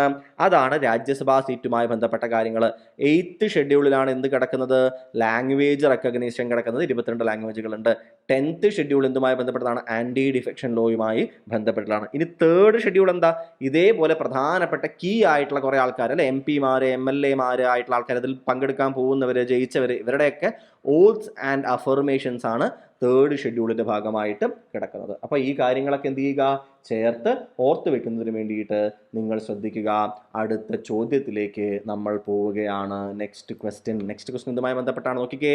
The Indian constitution is often called as a borrowed constitution because many of its features were borrowed from the constitutions of other countries. മറ്റ് കൺട്രികളുടെ നിന്ന് ഒരുപാട് കാര്യങ്ങൾ നമ്മൾ കടമെടുത്തിട്ടുണ്ട്.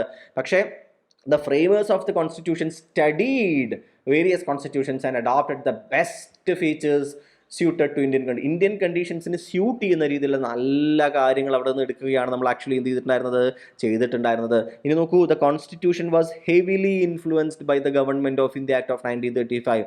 Government of India act of 1935 heavily influenced ആയിരുന്നു അല്ലേ. ഇതെന്ത് ചെയ്യുക? ഓർക്കുക. ഇൻ 1935 നമ്മൾ എന്തൊക്കെ എടുത്തു? Federal fee structure, provincial autonomy, emergency provisions, ഇതൊക്കെ നമ്മൾ 1935 ആക്ട് നടത്തത്.